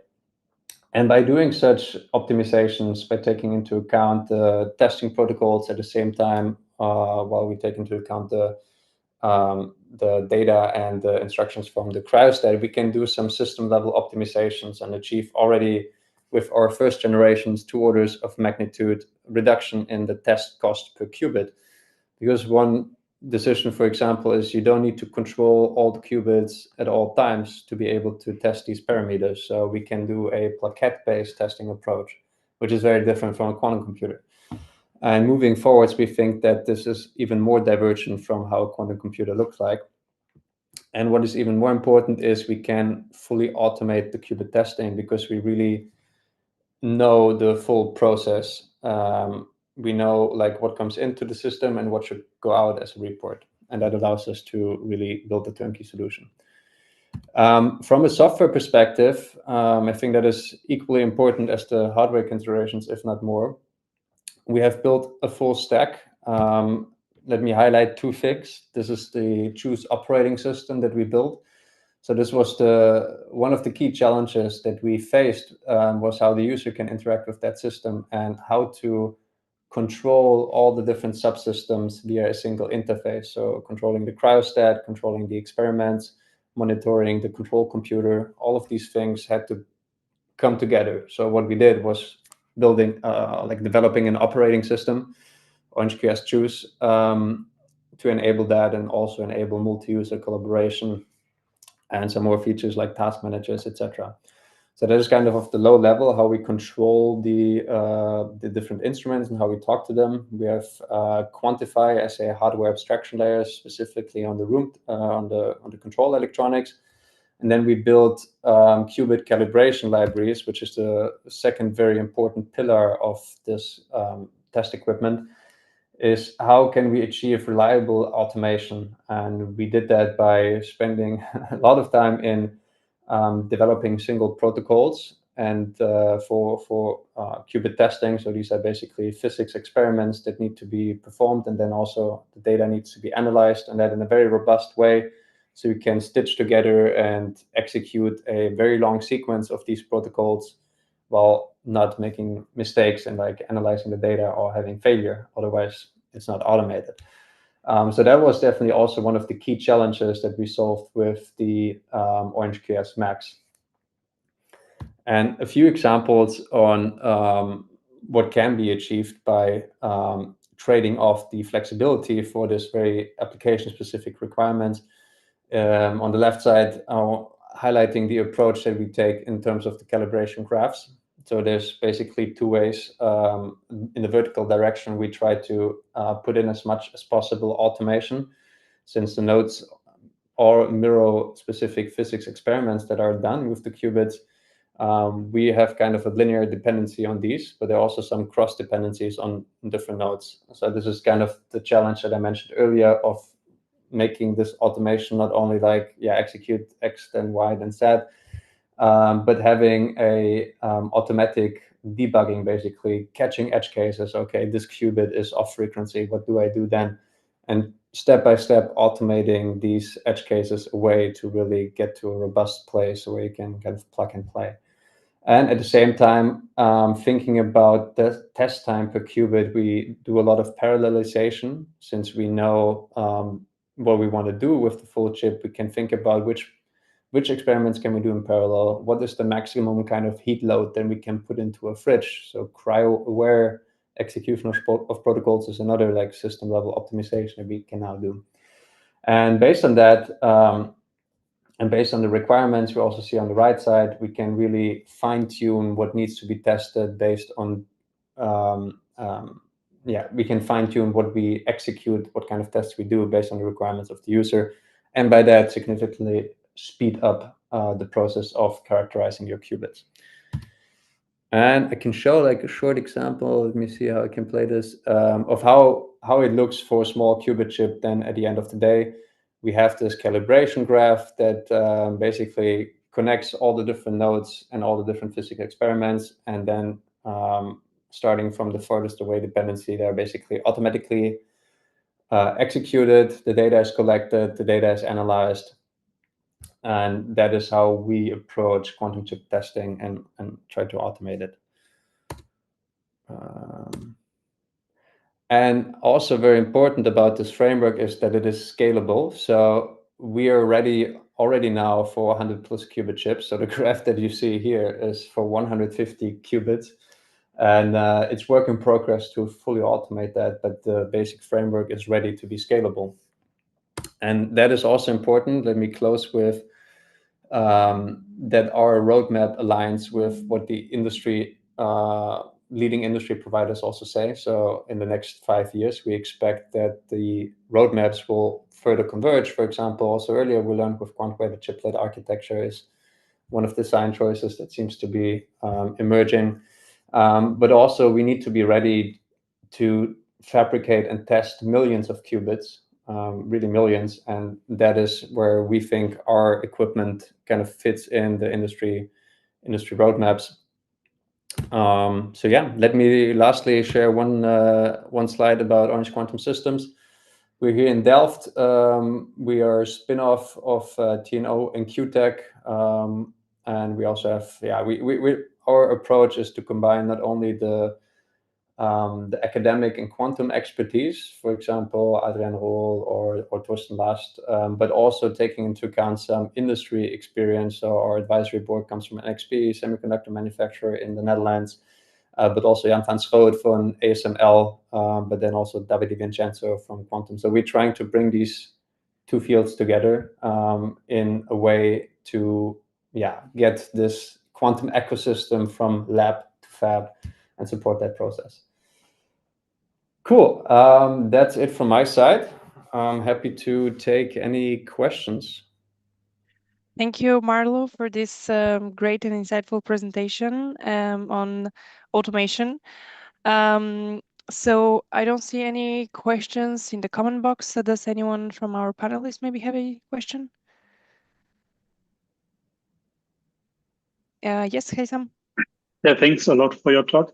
I have just one question. So how much, let's say, knowledge do you need to know from a specific quantum computing provider, how their architecture, how their, let's say, technology works for you to use your solution? Or is your solution quite universal, applicable for different technologies, architectures, etc.? That is a very good question. And that is specifically that kind of trade-off between flexibility and like speed and cost effectiveness. So how we approach this is it's also depending on what stage in the technology development you are. If you're like early stage and you want to test today this chip and tomorrow that chip, then you want to have a very flexible system. And we also built these very flexible systems. But then you cannot really automate everything. That is not realistic. But with this Orange QS Max that I have shown earlier and the system that we built for IQM, there we did know we did also have test chips, for example, because you do need to fine tune for a couple of weeks, sometimes even months, like how you do your calibration depending on the chip architecture. And there's quite some knowledge that you need to have, of course. But that process is kind of required in order to get to this full automation and turnkey-ness. So I think there's both sides on the spectrum that we try to still have because a lot is still kind of in the lab. But then when it goes to the fab, then you want to trade off, and then you need these informations, topology. You need some input from the fabrication, like expected qubit frequencies, etc., to kind of make your calibration more efficient. Thank you very much. Thank you for this. Are there any further questions? I don't see anything in the comment section. So if there are no more questions, then we can move to our final speaker for today, last but not least, Stefan. Stefan Zeubert, the Senior Product Manager at Qtra, who will walk us through some of the latest innovations in cryogenics for quantum chip testing. So Stefan, welcome.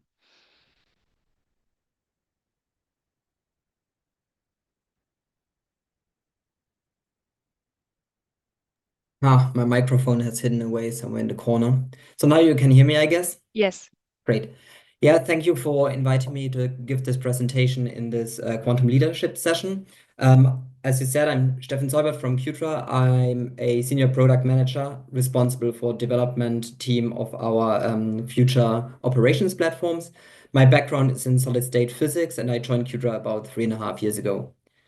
I want to use the next 20 minutes to talk about our innovative cryogenics on the one hand for quantum chip testing, but also for system integration in the future. So the main focus today will be on two different challenges. First, how our cryogenic solutions help solving the characterization bottleneck that Marlo also just mentioned for chip testing and also the research and development of quantum chips in general. And second, I want to talk a bit about scaling the cooling capacity based on our technology for the operation of quantum technologies, most notably also for quantum computers in the future. So without cooling, quantum tech is lost. This is a bold claim, but why is that so? Quantum technologies, and this also includes quantum computers, of course, are built upon very fragile quantum effects. And all of them only work at low temperatures, or the most promising technologies even require sub-Kelvin temperatures. So the illustration down here shows the different technologies that span a very wide range in temperature, highlighting the cryogenic cooling in light blue or even sub-Kelvin cooling in dark blue. So for example, trapped ion chips require extreme high vacuum conditions, and they can be improved significantly by using cryogenic temperatures. Spin qubits, on the other hand, they benefit a lot from even sub-Kelvin temperatures. And when we talk about superconducting technologies, they require temperatures well below 100 millikelvin. So for the industrial adoption of these different technologies, there are many obstacles to overcome, and many of them are connected to cooling solutions in general. So most notably, and this is the topic of today, the characterization of these chips and the devices is a very strong bottleneck for R&D of the quantum chips and the individual components as well. So we at Qtra, we address both, on the one hand, the characterization as well as the operation of quantum technologies. As a bit of a background, I want to also talk about the different technologies that allow us to use cryogenic temperatures. So well aware for all of you is probably the closed cycle refrigerators up here that span down to a few Kelvin. These are technologies that provide a pre-cooling of all our low temperature cooling technologies. Spanning the very same temperature range are bath or flow cryostats that are based on liquid helium-4. And these ultra low temperatures we are interested in can only be reached either using dilution refrigerators or adiabatic demagnetization refrigeration, in short, ADR, which is the technology Qtra is using. So while dilution refrigerators require expensive and very limited resource, namely helium-3, ADR is a solid-state cooling technology that does not rely on any cryogenic gases or liquids at all. While historically ADR provides only a one-shot cooling, we at Qtra advanced technology towards continuous cooling at ultra-low temperatures, and this allows us to make our technology an ideal tech for all sorts of quantum applications, most notably also for quantum chip testing of superconducting resonators-based systems or spin qubit systems. Now, this brings me to the characterization bottleneck that I mentioned a couple of times already in my talk, and that we have in my claim in quantum R&D and quantum chip testing. So only a couple of weeks ago, Google called for an industry academic alliance to tackle the quantum computing scaling challenges with publishing this short comment in Nature Electronics, where they talk about scaling up superconducting quantum computers. So in this comment, they highlight the necessity for core component testing and materials research as well, which is required to advance and make more efficient characterization methods. So we are still facing, in quantum R&D, we are still facing fundamental challenges in a lot of domains, ranging from material science to fabrication and also metrology. And a wide exploration of these fundamental parameters is currently limited also by cryogenic testing capabilities, and that leads to a characterization bottleneck we do have in quantum R&D. So when we look also on a longer time scale, not only speeding up R&D will be critical, but also building a more reliable supply chain, including component validation and component testing. So besides the core components, the QPU, a quantum computer will consist of hundreds, if not thousands, of parts that all have to work together flawlessly to achieve a quantum advantage. And building cost-efficient, specialized tools for dedicated testing of these quantum components and entire quantum processors is therefore a challenge of the future. And with the current refrigeration technologies, QPU manufacturers are still facing high cost of operation due to the lack of the speed, automation, and ease of use, as was also previously mentioned today already. What more adds to this characterization bottleneck? So there's long turnaround times that lead to very slow development cycles. There's high investments involved, that the long lead times of the complex equipments we are using, they are all slowing down innovation. And high investments are not only meant financially, but also include the necessity for highly trained expert personnel. Finally, there's also the cryogenic validation of components that prevents adopting existing technologies, for example, from the semiconducting industry, also for the quantum tech. And these issues are especially severe for smaller companies and a lot of the startups we are having in our quantum community, since they lack the necessary funds to purchase or operate systems that are tailored for their individual needs. To address these issues, we have developed a product platform, the so-called L-type Rapid. And our system allows you to innovate faster, since we have a very fast sample turnaround time, where we cool down from room temperature to below 100 millikelvin in less than 3 hours. So this gives you access to your experimental results already in a very short amount of time. Our system further unlocks the professional precision you need with an easy-to-use system that allows anyone to operate it. This saves, again, time and money, since you don't have to have expert personnel being trained on your setups.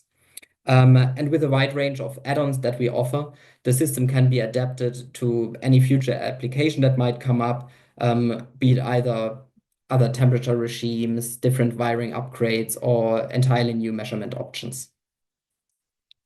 Further, with our in-house service lab that we run and more than 25 systems in the field worldwide, we already now enable our customers to successfully perform these research and developments on a very broad range of applications. So many of our customers, for example, study different aspects of superconducting quantum devices, from thin film behavior, materials properties, superconducting qubits research in general. Others test RF components at 4 Kelvin, for example, but also at millikelvin temperatures, or look at mechanical stability during thermal cycling, just to name a few. But there's one application that I want to highlight today, since it's most relevant to this audience, and this is the characterization of superconducting qubits. So to benchmark the performance of the L-type Rapid, we have conducted a very extensive study comparing the qubit relaxation times in our system with a conventional dilution refrigerator setup. And our analysis shows that the T1 measurements at 100 millikelvin obtained in the L-type Rapid are matching the results obtained at 10 millikelvin in a Dill fridge, both in quality and consistency. And this demonstrates that the L-type Rapid allows for high fidelity qubit characterization even at slightly elevated temperatures of 100 millikelvin, which allows to significantly enhance experimental efficiency as well as throughput. This is only one of many applications that are possible with our system. So if you are more interested, please also visit our website. So either through this QR code or go to qtra.com.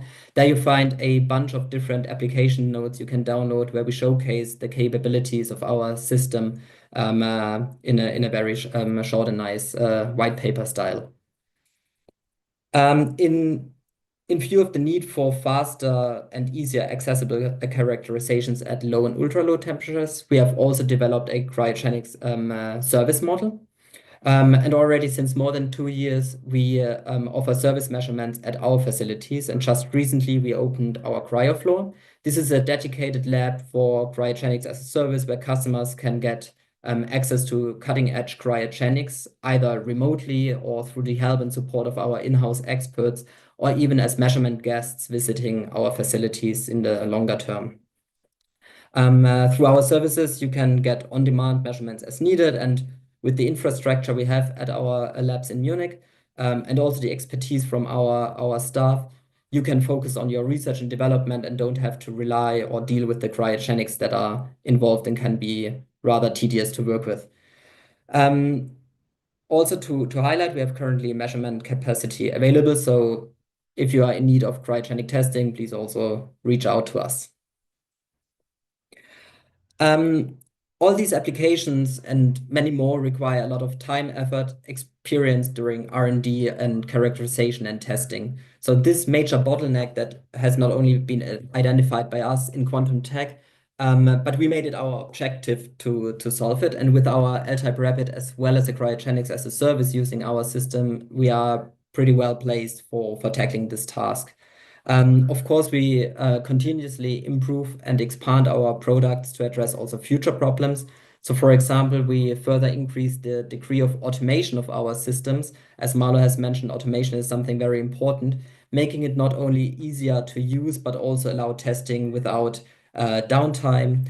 Our systems also offer a lot of RF and DC wiring that we adjust to the requirements, and this increases the capacity of measurements per cooldown and thus further decreases the turnaround times for testing. We have also increased the capacity of our service measurements and system rentals.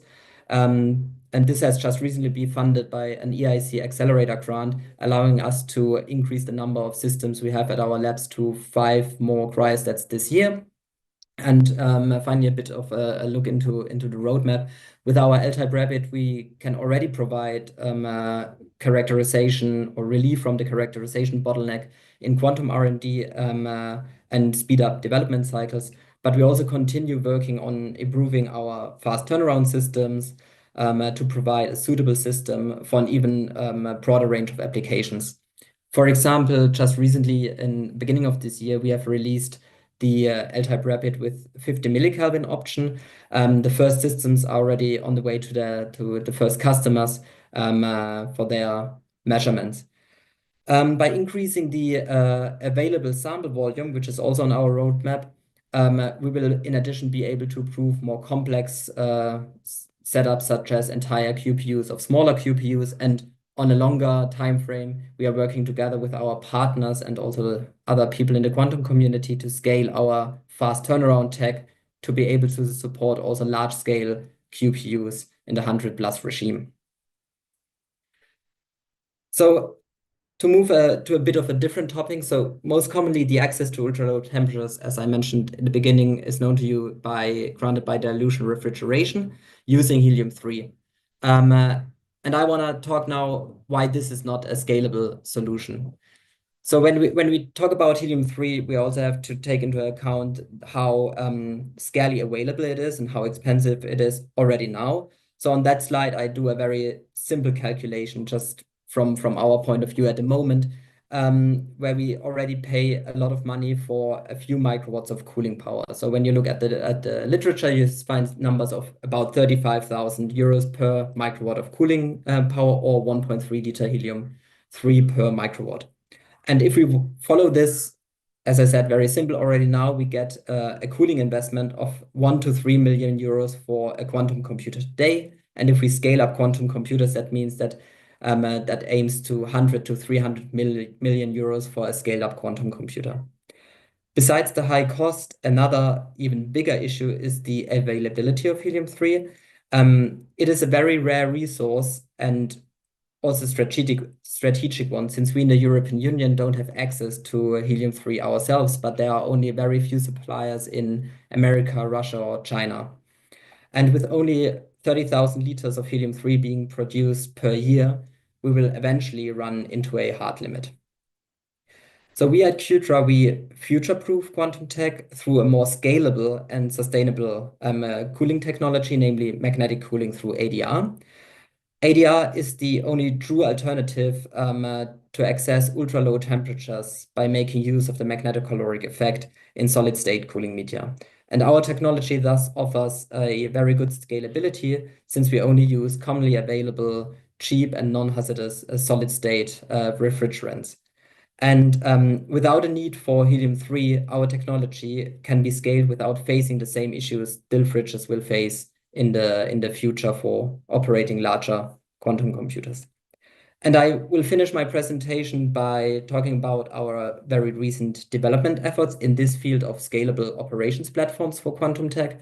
We have also been very active in the last couple of years. So the left-hand side shows the Sprout project, where we developed a ultra-compact platform that allows the operation of superconducting qubit chips at a temperature of less than 50 millikelvin.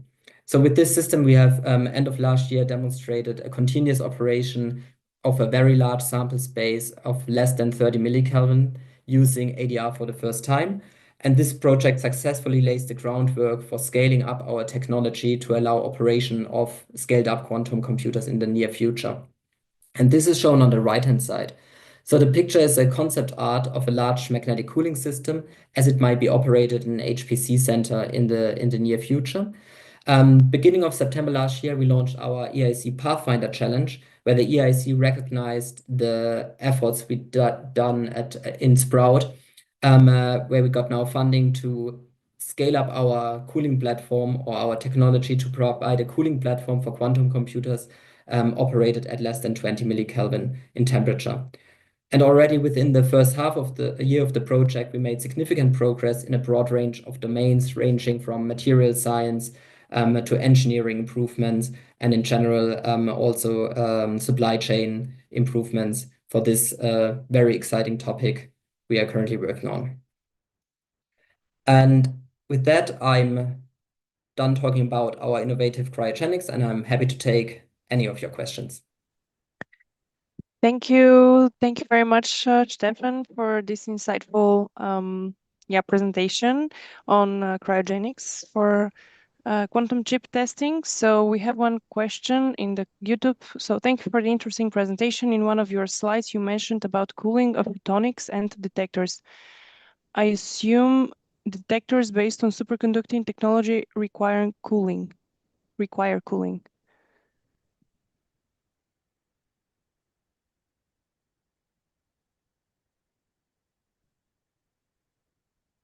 I'm not certain what you're referring to, but yeah, so there is, for example, superconducting or SNSPDs, so single photon detectors based on superconducting nanowires require cooling as well. They can benefit of ultra low temperature, so sub-Kelvin cooling. There is the need for that as well. We do have systems that offer fiber optic access, which means SNSPDs or similar detectors could be cooled with our systems, if this is the question. There is a clarification. So could you name the photonic elements? I assume nonlinear crystals, fibers, Chi3, what else? Where cooling is critical? So photonic detectors are not our expertise, so we provide the cooling platforms to operate these devices. And we do have customers that work in photonics and have integrated fiber optical access to all kind of optical devices in our fridges. Perfect. Thank you so much. Haysam?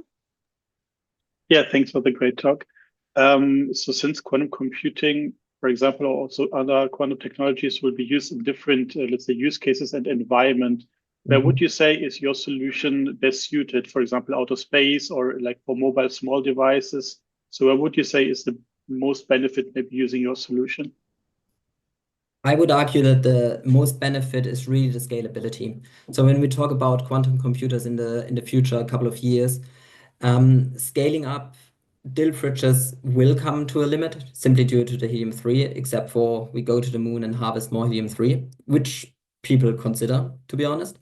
Our technology does not rely on these kind of resources, and we have proven with the very recent project, the Sprout project, that our tech can provide the cooling required for superconducting QPUs.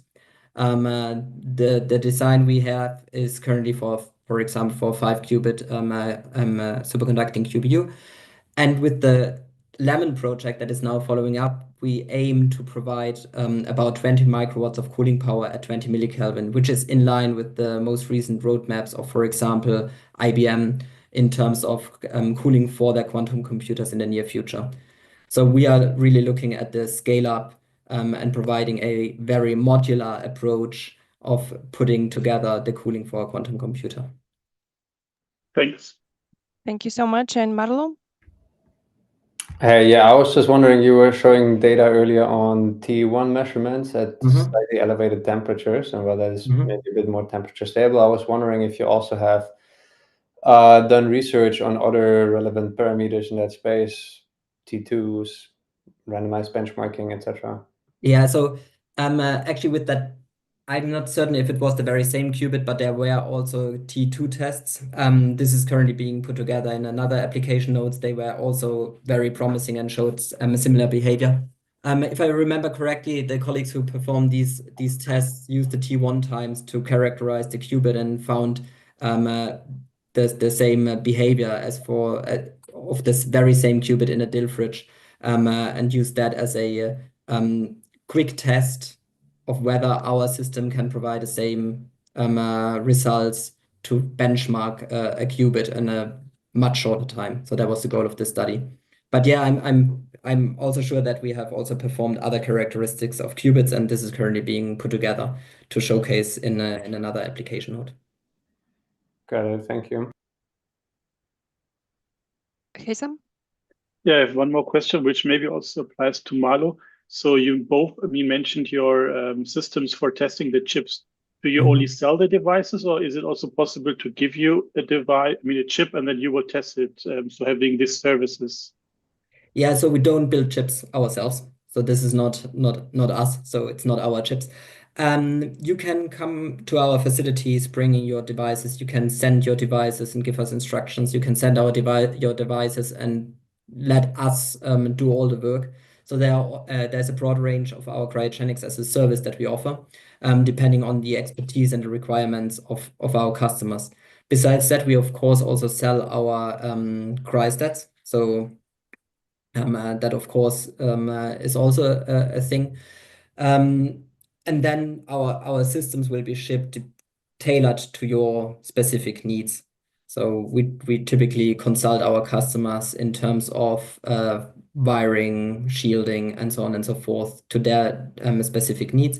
And at our facilities, through this EIC Accelerator grant, we have also the funds to build a couple of more systems, and we do have systems optimized for different applications, ranging from spin qubits to superconducting qubits, and also a couple of systems optimized for materials characterization, either in the domain of quantum devices, but also in fundamental research condensed matter physics. And maybe Thanks, Mario. Yeah. super short add-on on that. I think Stefan already mentioned it, or like I also tried to mention it earlier, the interoperability, sorry, that was a tongue breaker, kind of goes away a little bit when you try to really scale up. So if not everybody uses kind of the really same device architecture, then for like very large qubit devices and very automated test equipment, you couldn't really use, it's not really plug and play for a lot of different chips. So you go down that kind of path dependency on a specific architecture. So that's also what we think a lot about, why we see moving forwards in that like quantum industry or industrial chip testing. It's more of a equipment supplier relationship, while in the earlier stages the flexibility might be able to support quite a different suite of testing solutions. Yeah, so I think we're also considering both, depending then also on how the industry matures, let's say. Yeah, I think also a lot comes down to standardization. So deciding on standard tests and key characteristics to really be able to switch between systems. Perfect. Thank you very much. I see no more questions. Many thanks, Stefan, for those insights into cryogenics. Are there any more questions? Nope. So yeah, foundational piece of the hardware puzzle, really. So with that, we've reached the end of today's quantum leadership session.